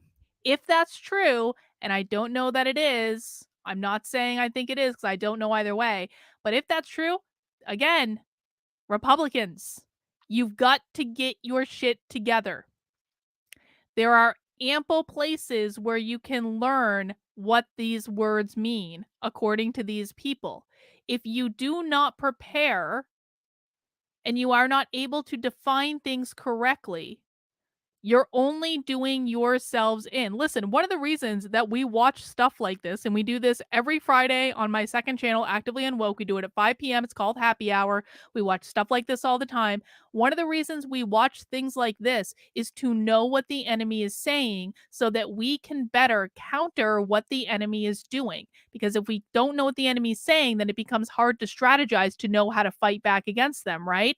So one of the things that we need to do to fight back is by making sure we know very basic definitions, particularly if you're putting yourself in a leadership position. Chris Ruffo can recite definitions and facts off the top of his head. He can recite different examples from all across the country of what's going on. He can recite the flat text from bills that he has helped pass. He can do that all off the top of his head. Every single legislator involved in any of these issues should be able to do the same thing, because every single time that they do not do it, it is used against all of us. So I need like a very base level of responsibility from people who have put themselves in leadership positions to know what the fuck they're talking about. And it just pisses me off every single time, just because there have been ample resources at this point. Lawmakers in Florida have every possible resource available to them to help them understand this issue. Chris Ruffo has been working directly with DeSantis for months. That means Heritage Foundation is there. That means Manhattan Institute is there. That means every major conservative think tank has also probably been involved with this in some way. There is no excuse for not knowing these things. It's just laziness. I want to turn that over to you, but first I want to say goodbye to Representative Carlos Guillermo Smith. I know you have to get back to the business of the people, but thank you for being here, and thank you for all of the work and the amazing leadership you've shown. Thank you all. Thank you, Equality Florida, for all your work. Jack, thank you. I'm so inspired by your leadership and so many other students. Please say gay anyway, and we will be in touch. We will be out there, certainly on the streets, working alongside you to beat back against this bill. Absolutely. Well, a great note to leave on for Representative Smith. And as Nadine mentioned, I mean, that final floor debate was really illuminating, where they just started saying out loud what we've sort of known was true to begin with. I mean, the anti-LGBTQ animus driving this bill was them saying the quiet part out loud. When you had Senator Dennis Baxley, who's Hang on. You're being disruptive in my chat, and I don't like it. No, this is not the proper definition. The proper response to the left's idiotic trap questions is to smirk and ask, what definition are you using it for today? No. No. That is not the correct definition. That is not the correct definition at all. And conservatives, and I know you're a conservative, dude. You're using the language of conservatives. I know exactly who you are, even though I don't know you on this channel. Conservatives do this shit all the time, and it always ends up backfiring, and it makes things harder for everyone else. And this is conservatives think they're being productive when they're actually inhibiting what's going on. That's not correct. Don't listen to that guy. Sorry. the bill sponsor saying, he thinks that people are just coming out because young kids want to be celebrities, and that they're just, trying on these identities. And Senator Jason Pizzo, along with Senator Tina Polsky, did a great job of sort of teasing this out and showing that this is just invidious discrimination. At the end of the day, this bill is not about sexual orientation and gender identity broadly, that we know that every Floridian has. It is about the LGBTQ community, and it is about this fear of people coming out and stepping into that identity and being themselves authentically.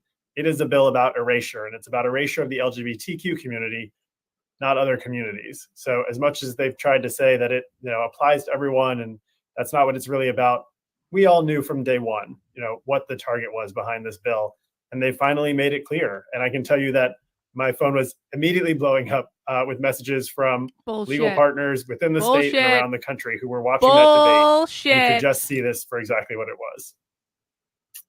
Well, absolutely, and I think one of the things we have to acknowledge, despite the fact that "Don't Say Gay" is the nomenclature that is taken off nationwide, that the animosity towards the trans community has animated this legislature, this governor, and really, from even last session, put a target on the back of trans young people and adults.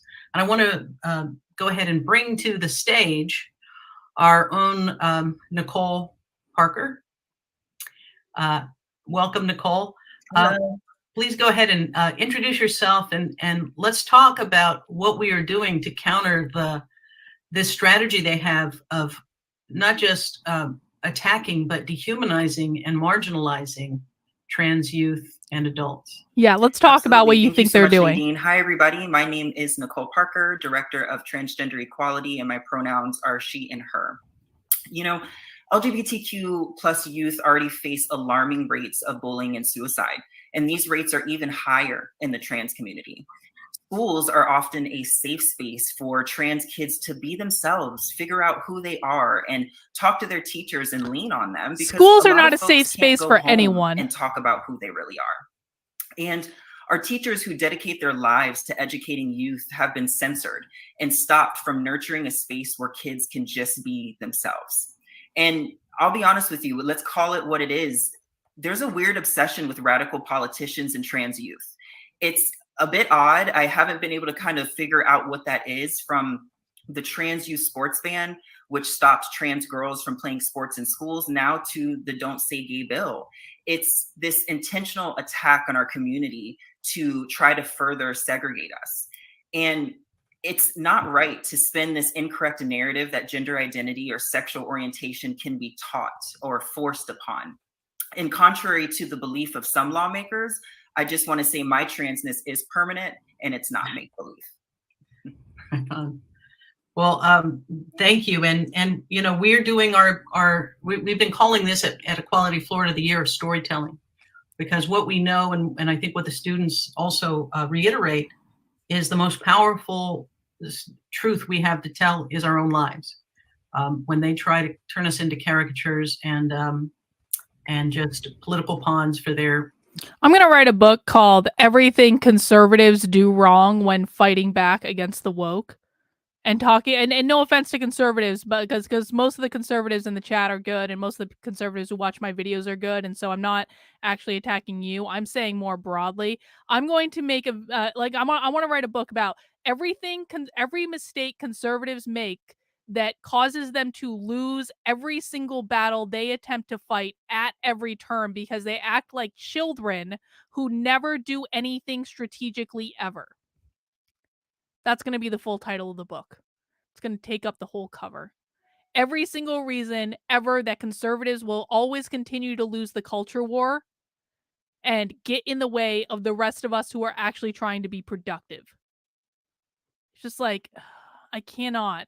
And the reason I'm saying this is like we got someone in the chat that's acting like a crybaby because people pushed back on him and told him to act productively rather than act like a child. And it's just like, man, this is why they lose. It's why they lose every other time. It's why it's why conservatives have had exactly 0 wins in the last 30 years. Is because it is their own damn fucking fault. Every time. Completely avoidable. Their political ambitions. We have always benefited from being able to tell the story of our authentic lives. And so we're going to be investing in that, investing resources in particularly lifting up the stories of young people, LGBTQ young people, and trans youth and their families in particular. Do you want to say anything about that or tell people who might want to be involved, how they might get involved with that, Nicole? Yeah, sure. It's so important to bring our humanity to the forefront. Like I said, there's a narrative painted about trans people that, you know, we're pedophiles and groomers and that we're forcing this upon people. And that's just simply not true. At the end of the day, I am a human being that just wants to live happily and authentically like anybody else. And with our storytelling, that's what we really want. Okay, so this is a trans adult, apparently. This woman is a trans adult who is saying, I just want to live my life. Okay, did you learn about your gender identity when you were 5? Was that taught to you by teachers in school? I'm going to guess no. And if it was completely effing inappropriate. Want to show is that trans youth, they're just kids. They're going to school. They want to be happy. They're in those vulnerable years where they're finding out who they are, what they like to do, what they want to pursue. And it's not fair that these adults who are making laws in our state are making these consistent horrendous bills, and half of them have never even met the individuals who this will affect. So through storytelling, we are really just showcasing their humanity. Wow. And if you're interested, please reach out to us. If you go to eqfl.org under our work, you'll see transaction and my contact information is there. So we would love to just highlight who as much as we can and bring our humanity to the forefront and really just show folks that these are kids just wanting to be happy like anyone else. And if I can jump in, I really appreciate Nicole elevating that when we talk about just the humanity of young folks trying to exist and being LGBTQ. And I think it's part of why it felt so egregious to hear sponsor Dennis Baxley say that, you know, these are just kids basically doing it for likes on Instagram or TikTok and trying to be celebrities. I mean, we know that LGBTQ youth are 4 times as likely as their non-LGBTQ peers. Yeah, that was a boneheaded thing to say. It was. And I do understand the argument that's being made because I legitimately do think that a lot of this stuff that we're seeing with kids is about getting attention. However, it is also real life. And there are real kids that this will apply to. And if you tell them that they're just doing this to get likes and clicks on the internet, that's not cool either. So while I do think there is and this goes back to not attacking kids. I'm sorry. This goes back. If only the Florida representative who said that this is just teenagers trying to get likes and clicks on the internet, if only that person had followed the rule of you don't personally attack children, they wouldn't have this talking point. This is why I'm so hard on conservatives and Republicans, because you guys hand them these talking points on a silver fucking platter. They have no talking point in which they can work from. And then you say something dumb and you're like, here you go. Here's something dumb that I said that they can be twisted to mean all manner of thing. And it's just like, it is an unforced error. If that lawmaker had not said that teenagers are just doing things for likes and clicks on the internet, then that guy would never have had that talking point to work with. And I'm sure there's a video of it as well that they've trotted out to use against him. And it's like, just don't attack kids. That's all you need to do. Or keep the focus somewhere else. It's just like, it's really not that hard. And while I do think there is something to the argument that part of this is about attention, you know what they could have said?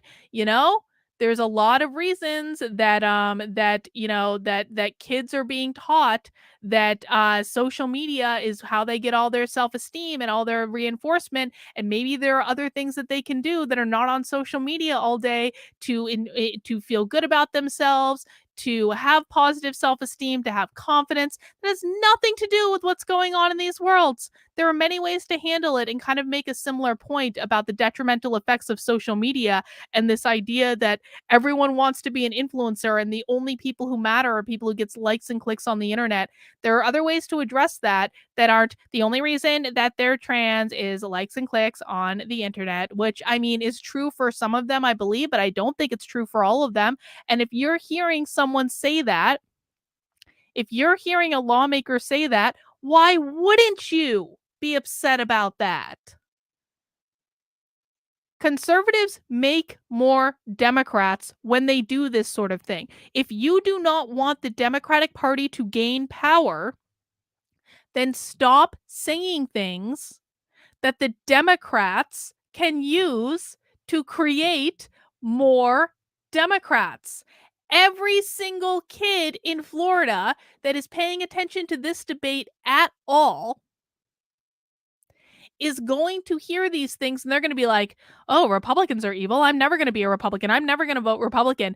Guess how long it's going to take for your red state that is being held together with twine by your governor. Guess how long that's going to take to go blue. If you're teaching every single kid in school that is even remotely plugged into this issue that Republicans are these evil, bad people and you're reinforcing it, they're all going to become Democrats. And when they turn 18, those Democrats are going to start voting. And Ron DeSantis is one elected person. One person.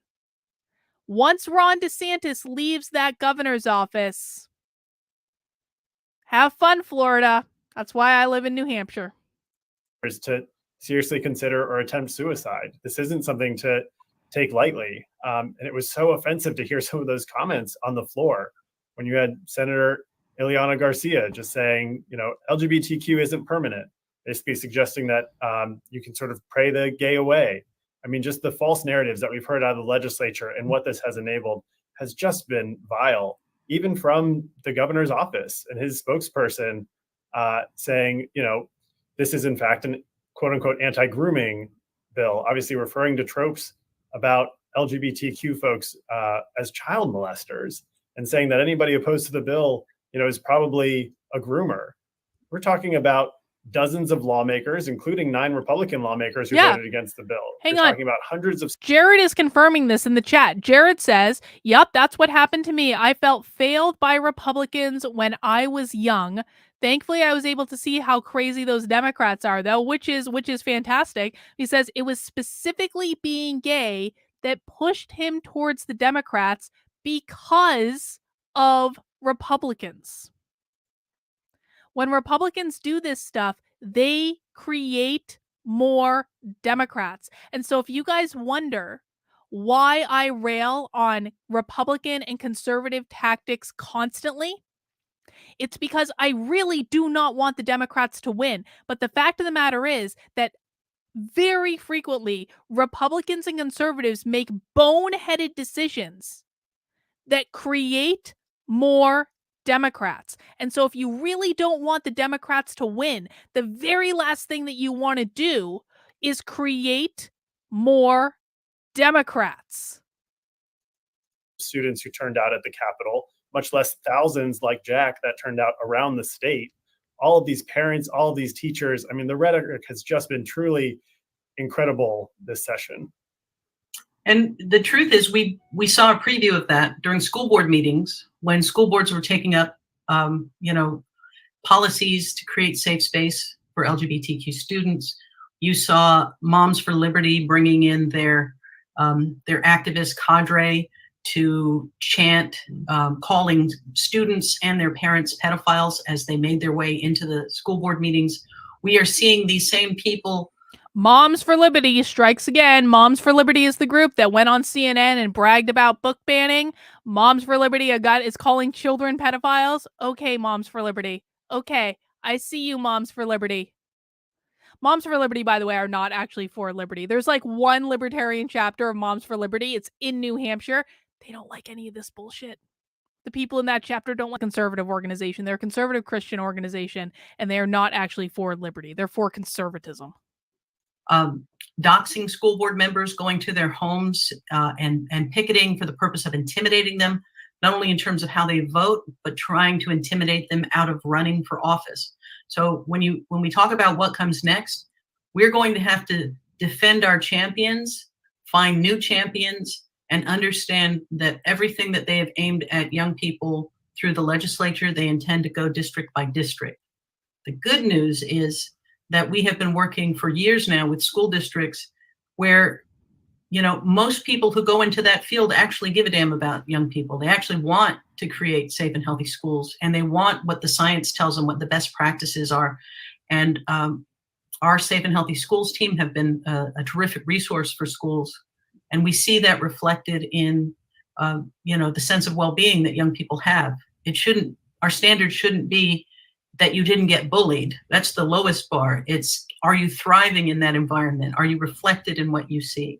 And so there's a real danger when you begin to create criteria that says you cannot see a reflection of you. Oh, they could also cite me for being represented as being intimidating because you told them you know where you live, which is something that can be interpreted as wanting to threaten them. I got a fucking superintendent to resign. What has Moms for Liberty done? I don't give a fuck. I made a statement of fact. And we won. We won more we have won more values. More battles. We have won more battles with those tactics than Moms for Liberty has won. Moms for Liberty has won exactly 0 battles. Exactly 0. Moms for Liberty went on CNN and talked about banning Ruby Bridges. Don't tell me my tactics don't work when we got a superintendent to resign. Oh, they got a book banned. Oh, you want me to give them credit for banning books? Are you fucking serious? I don't believe books should be banned. Every single time Moms for Liberty tries to ban a new book, they hurt all of us. Man. Yourself. You cannot speak of who you are. You can't have historical figures whose legacy and heroism is informed by the fact that they were part of our community. You can't talk about the civil rights movement without invoking Bayard Rustin.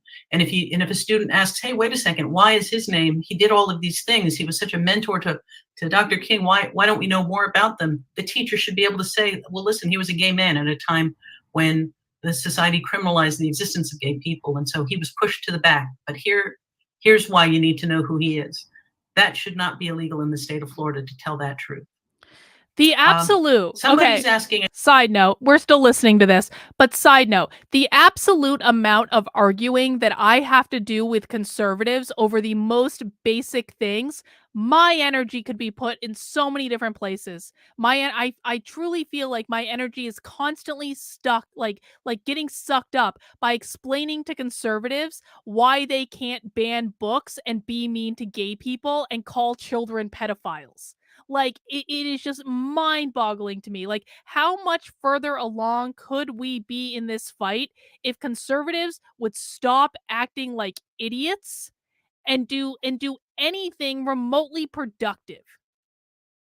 It's just, I cannot, man. I cannot. I'm going to lose the very rest of my hair because of this. It is like, it's this type of crap that makes me want to like just beat my head against the wall and be like, why am I even trying? They're undoing everything anyway. Nothing works because they don't fucking listen. And then they come in and they want to ban books about race that make their little darlings feel uncomfortable while arguing to put the Bible back in school when they're not even, when we're saying we're repressed Christians, so we should be able to teach Bible in the school. And I'm like, what the fuck? What the hell? Conservatives are losing the plot.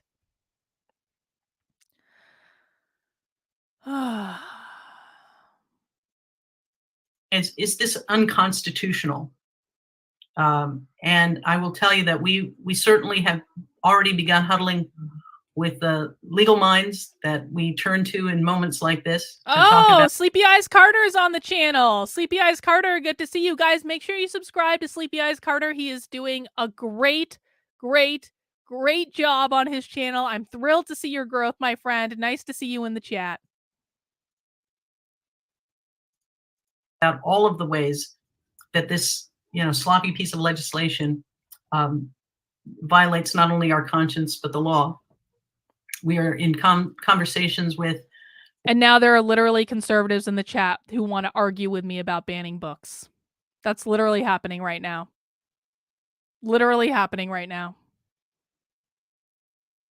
Keep banning books, guys. See how well that goes for you. See how well that goes for you. With federal. See how many elections you win when you get up and say, here are all the books we banned in the last school year.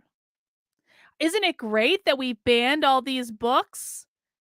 People who ban books are literally never on the right side of history. It has never happened. It has never happened that people who ban books are on the right side of history. But keep going down that path, conservatives. You watch what happens. Education, expertise, because it's not just what the Florida law says, it's what the federal law and what protections exist. And we're going to make sure that students know what their rights are. So you're going to see a whole lot more of the work of ensuring that students don't get harassed the way Jack was. Conservatives would rather cry in my chat and in my comments and on my Twitter feed about when I tell them you can't ban books. They would rather cry about that and complain about that than actually do anything productive. We're going to see this now. Watch what happens in my chat on YouTube. We're going to see this. There's already like 3 conservatives that are whining and complaining in my chat. Carlin is so mean. She tells us that we can't ban books. I will have comment after comment after comment after comment on my YouTube channel. Carlin, why are you so mean? Why do you want us to not ban books? We don't understand. It's the only way we can fight back. That's what the left does. Why can't we do it too? They will cry and complain for hours over the fact that I said people who ban books are literally never on the right side of history. You're not going to be on the right side of history either. You're not that special. Go do something actually productive. They will spend more time complaining about the fact that I told them banning books is a really bad fucking idea than they will actually trying to do a single productive thing. For exercising his right to be heard in a process that does not give him a vote, but makes him bear the brunt of the decisions that get made. But on that front, John Harris, are there any other things you want to talk about in terms of the legality of what they're doing in all of these censorship laws, from Don't Say Gay and the Stop Woke one, where the governor is trying to tell companies, I will dictate to you how, if and how you can do diversity, equity, and inclusion training. I will dictate to you that's gonna get challenged in court. Whether or not you can take measures to protect your customers and your employees with masks and vaccines, etc. So what would you tell people who are wondering about the legality of this law to begin with? Yeah, I think the intrusions we've seen this session across the board, again, with this censorship and surveillance slate on the freedom of speech, are outrageous. And certainly, again, just the idea that this legislature, Republican-led, that typically wants to hold it out. Dear people in my chat who are currently whining, if you remove books from curriculum, that's not a book ban, Carlin. Conservatives are actively trying to ban books from libraries, which you guys seem to just not want to acknowledge. Every fucking time Every time we have this conversation, and it is always the same people in the chat, every fucking time. No, we're just banning it in curriculum. Well, that's bad enough. But what I'm talking about is conservatives trying to ban books from school libraries. That is what I'm talking about. No one is forcing anyone to check a book out of a library. That is not happening.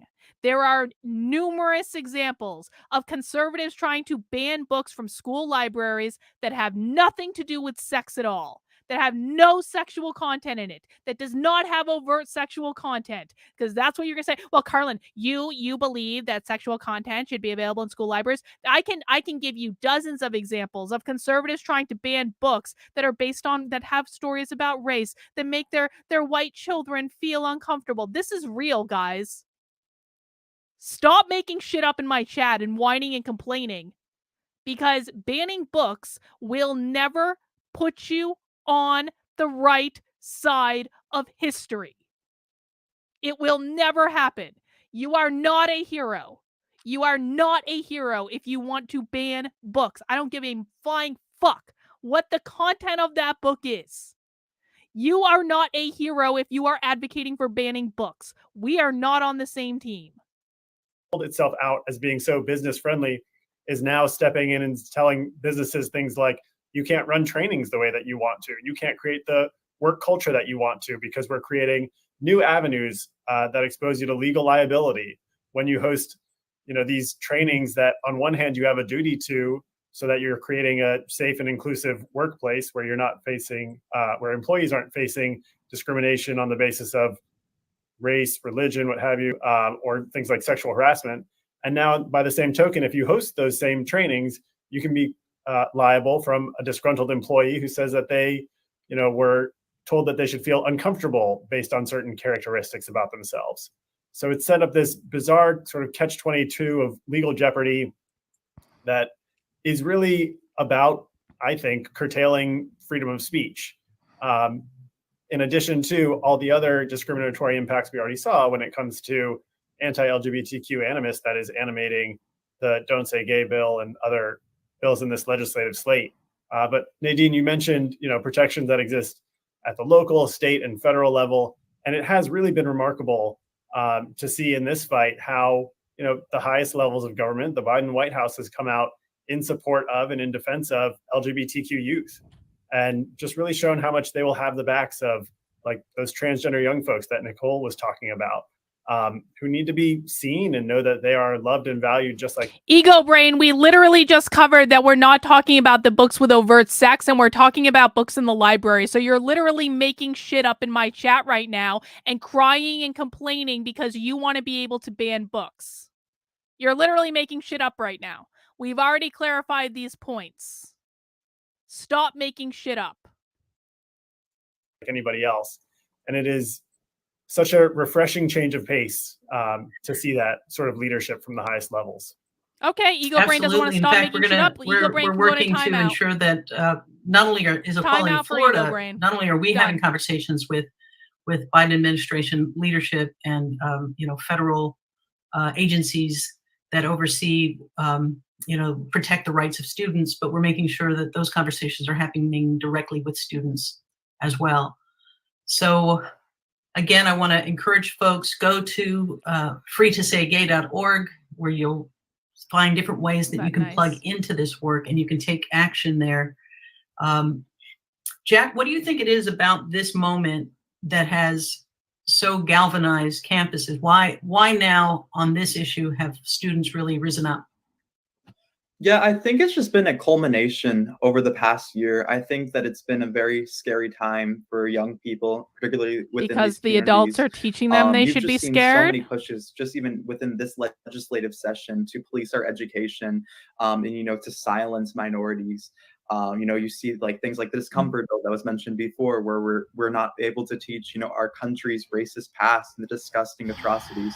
You're seeing the Don't Say Gay legislation. Yeah. You're seeing the banning of queer literature and people. Patrice, this is my problem with this entire. And I know there's a different conversation going on in the chat than in the video. I'm still watching the video. They're just not really saying anything eventful. They may say something eventful. This often happens in happy hour. But Patrice, you summed it up nicely. They'll stand up to a book, but not to the school board. This is my biggest problem with this book banning bullshit. Is not that book banning is blatantly wrong, is blatantly illiberal, especially when we're talking about in libraries, because no one is forcing anyone to take a book out at the library.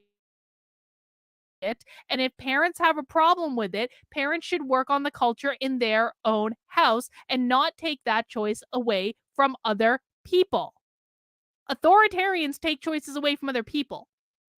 People who are engaging in actual intellectual honesty do not take away choices from other people. But the biggest problem that I have is conservatives focus on the easy thing. Let's get this one book we don't like out of the school library and then everything will be solved. But they won't do the hard thing. They won't go to the school board. They won't look at their kids' homework. They won't have conversations with their kids. They won't speak up. They won't get together a parents group. They will do every single thing that they can do to avoid doing the difficult thing.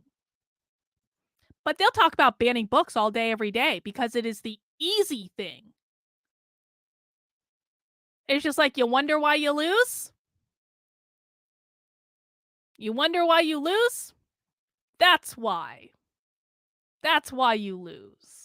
Of color, novels, you're seeing surveillance of teachers. And I think that young people are just fed up. We're tired of these attempts to police us and trying to regress us further. We've made so much tremendous progress over the past few decades. And I think that we're seeing a really scary regression with these bills and attempts to, not foster this inclusive environment that school is providing. Young people have the tool of social media. And again, living in this slowly, progressive world where we're slowly getting more inclusion. I think that we have a very interesting perspective. And I think that we are able to understand each other very well and stand up for one another. And when we're seeing, again, this regression, I think that students are very amped up about it because we stand in solidarity with one another. And, we fear for younger generations as well. We stand in solidarity. So yeah, I just think it's What 17-year-old boy knows the term "we stand in solidarity" if he has not been taught to be an activist? He is mimicking the people who taught him this language. culmination of everything that has occurred within the last few years, and just the increase in really scary rhetoric coming from politicians, as seen in Tallahassee this week. And yeah, I just think Gen Z is very engaged in politics as well. We kind of grew up in this world that's very embroiled in controversy. We were born in the wake of a lot of atrocities and a lot of war, and we dealt with COVID. Our generation has faced with a lot, but we're going to continue to persevere and make change and speak out against these things. All right. This is getting kind of We boring. will have your back the entire way. I've spent the day talking to different companies, some who have stood on the sidelines. I know folks have, especially here in Florida. I've been on the phone with Disney employees in tears saying, I don't recognize the company that has been my home. And I know that their voices within that company are being heard. And there's an indication today that Disney is sort of reversing the course and saying, we're going to step forward and fight this. So we're going to continue to push companies to step up. And I think part of the DeSantis strategy of censorship and surveillance has also been intimidation control. The calling out of companies, calling them woke for having diversity, equity, and inclusion. This woman literally in the same breath talked about how they pressured Disney to make that boneheaded statement. They gave the middle finger to their conservative employees. And then in the same breath says, Ron DeSantis is monitoring what companies are doing and calling it woke. She's doing exactly the same thing. She is literally saying, Republicans, if they use the exact same strategies that I use, if Republicans use those strategies, they are evil and it is a surveillance state and they're basically Hitler. But if we do the exact same thing, we are fighting for justice in the American way. That's literally what she just said. Same sentence for her. Rules for thee, but not for me. Bullying, the cruise ship industry, telling them that you can't mandate vaccines and so therefore put everybody at risk. all of these things are his way of intimidating those folks out of speaking up and rewarding those folks who don't speak up. And I think right now, all of the companies that have in their policies these values of diversity and inclusion and LGBT protections, now is that gut check moment. You know, in every civil rights struggle, there's been a moment, whether it's the Montgomery bus boycotts, when the merchants rose up and pushed back against their entrenched city council members and said, Holly, you have one example of one state in which parents went to several school board meetings. There are 50 fucking states, Holly. Why aren't you going in all of them? Why aren't you going in all of them? And in the 2 counties in Virginia, so don't think I don't know what you're talking about, because it was Loudoun County and it was Fairfax County. In both of those counties, it was the parents at the school board meetings were led by different activist groups. They were led by Ian Pryor's activist group, and they were led by Azra Nomani's activist group. This was not parents just doing it. There had to be professional activists that came in to motivate those parents to do it. Now, I have no problem with those professional activist groups, Parents Defending Ed. I question some of their judgment, to be quite frank. But let's not pretend that this was conservative parents getting up and doing the right thing. These were activist groups that were targeting those specific school boards over and over and over and over and over again. It was the same parents over and over and over and over and over and over and over again. So you want to talk about overgeneralization? The overgeneralization has to do with the other 49 states or all the other counties in Virginia that were not doing the same thing. I love it when conservatives come on my channel and tell me I'm generalizing, when that generalization is absolutely fucking correct, and they just don't want to see it, because that means they actually have to get up and do something rather than just complain on the internet. And now Ego Brain's complaining. So Ego Brain, I gave you a 5-minute timeout, dude. I gave you a 5-minute timeout because you continue to argue and complain in my chat. You're now back. But if you want to shit talk me in my chat, I will just ban your ass. It is your choice entirely.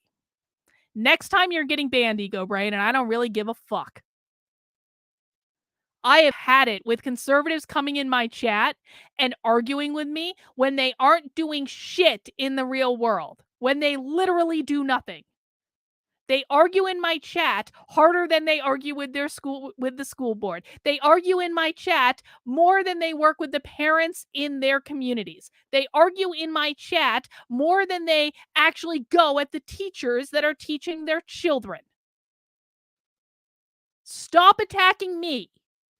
Go and attack them. I'll believe you're serious when you do that. Until then, if you come in my chat and be like, Carlin, stop generalizing, because I have this one friend in one school in North Dakota that once showed up to a school board meeting, so I just don't know why you're complaining about the fact that conservatives never do anything, because my friend in North Dakota, she once went to a whole school board meeting by herself. Every fucking day I have to hear this shit. Every day. Every day. It's like, Jesus fucking Christ. Don't you guys ever get sick of whining and complaining? I just don't understand. M169, one aspect of the bill that is great is the language covering kids with intellectual disabilities. We've got to find a way forward.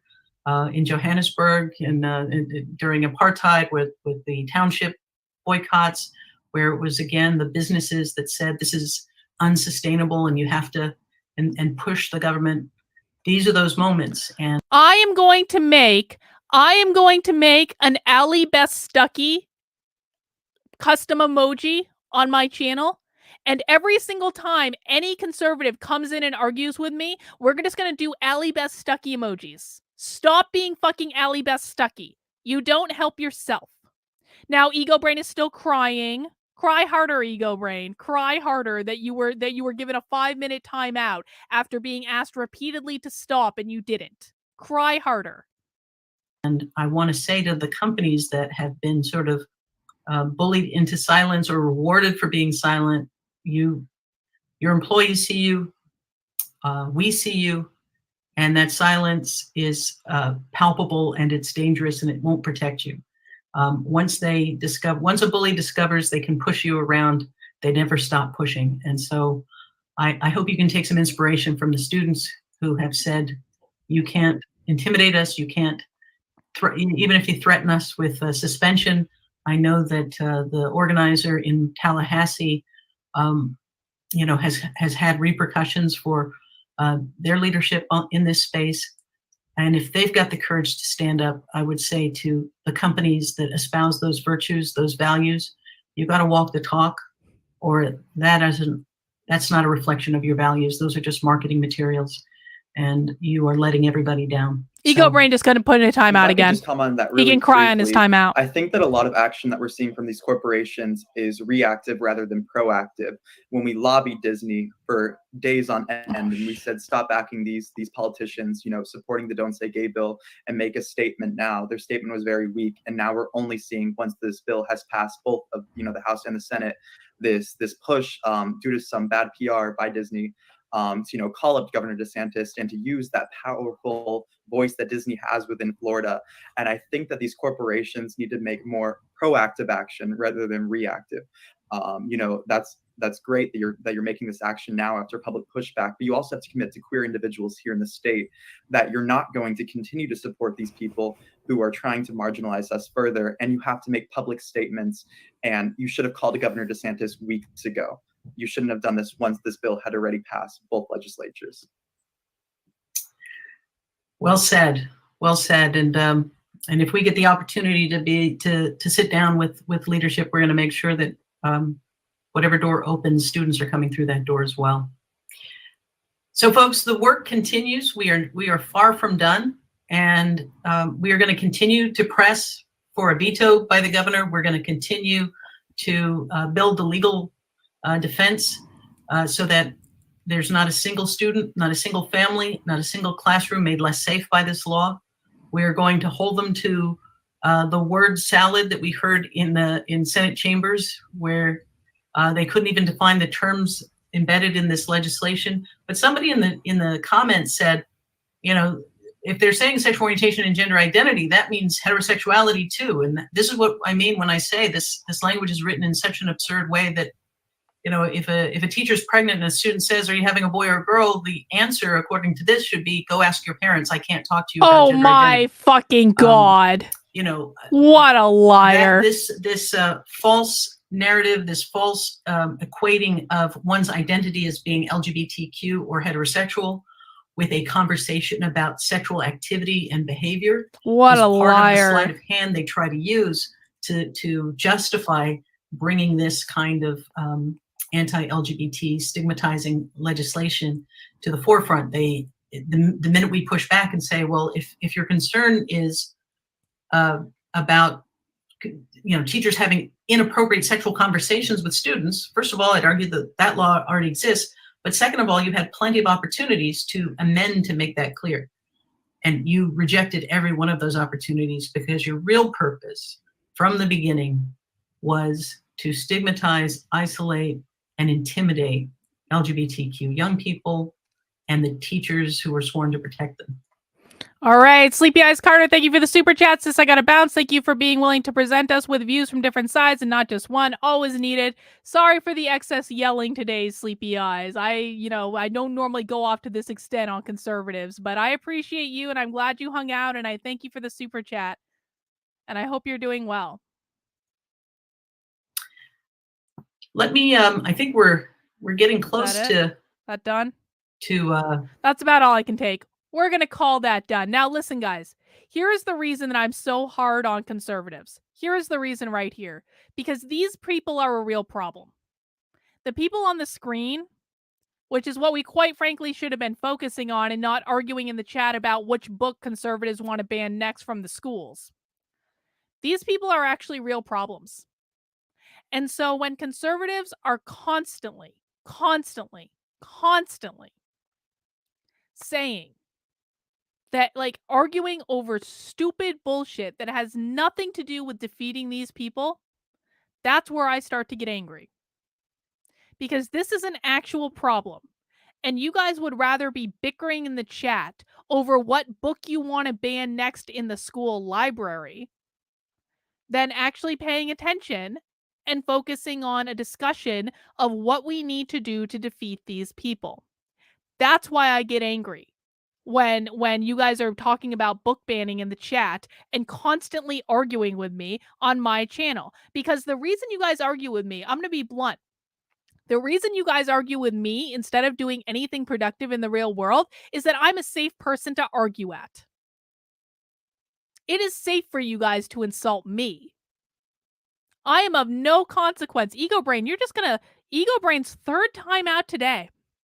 And I know you're a woman, Ego Brain, because you act like a woman. You act like a bitter woman.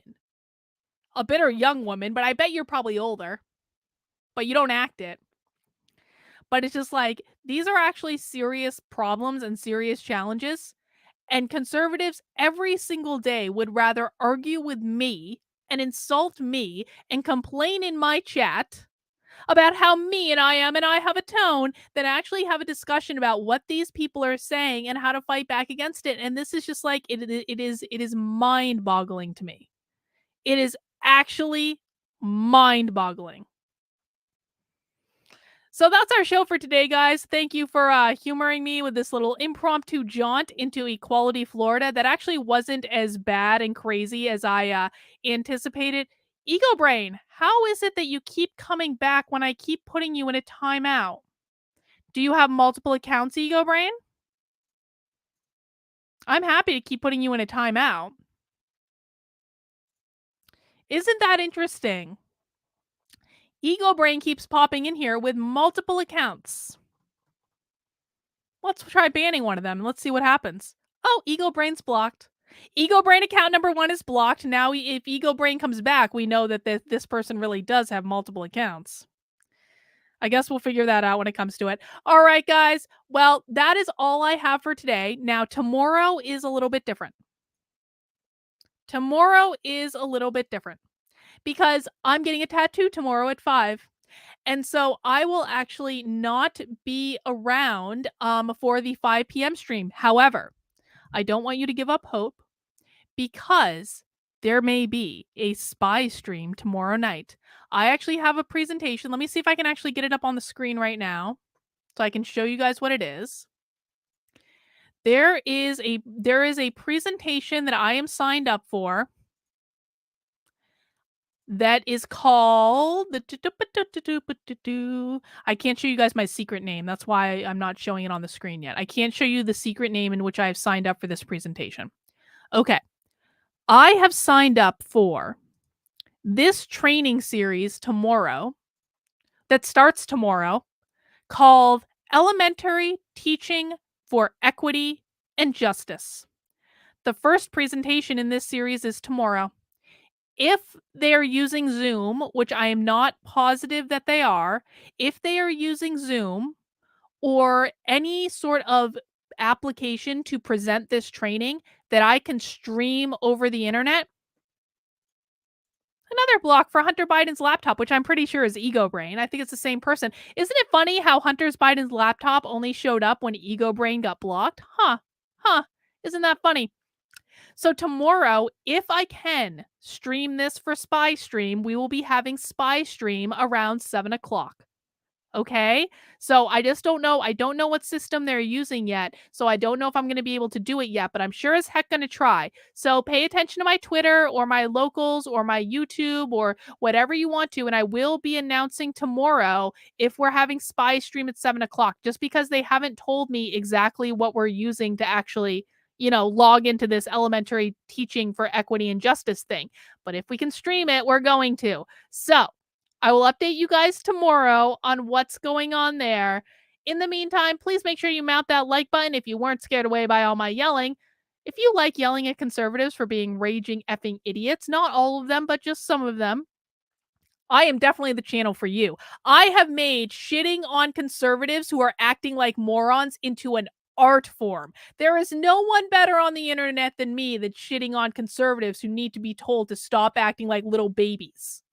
Now, if you are a good conservative, if you are someone that does not whine and complain constantly, if you are someone that genuinely wants to learn and genuinely wants to contribute and genuinely wants to solve this problem rather than just complaining about this problem, I'm not talking about you.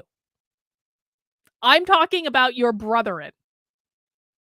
And trust me, people who are politically homeless or politically moderate or libertarians, they love it when I shit on the bad conservatives.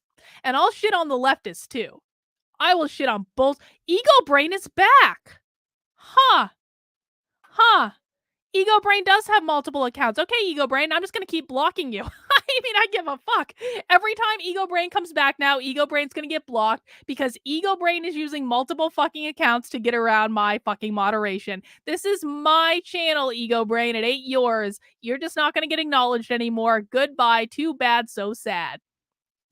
All right, guys. I will see you tomorrow, possibly around 7 for Spy Stream. I will be sending out updates. But thank you for hanging out. Please mount that like button on the way out the door. Take care. Have a great rest of your night.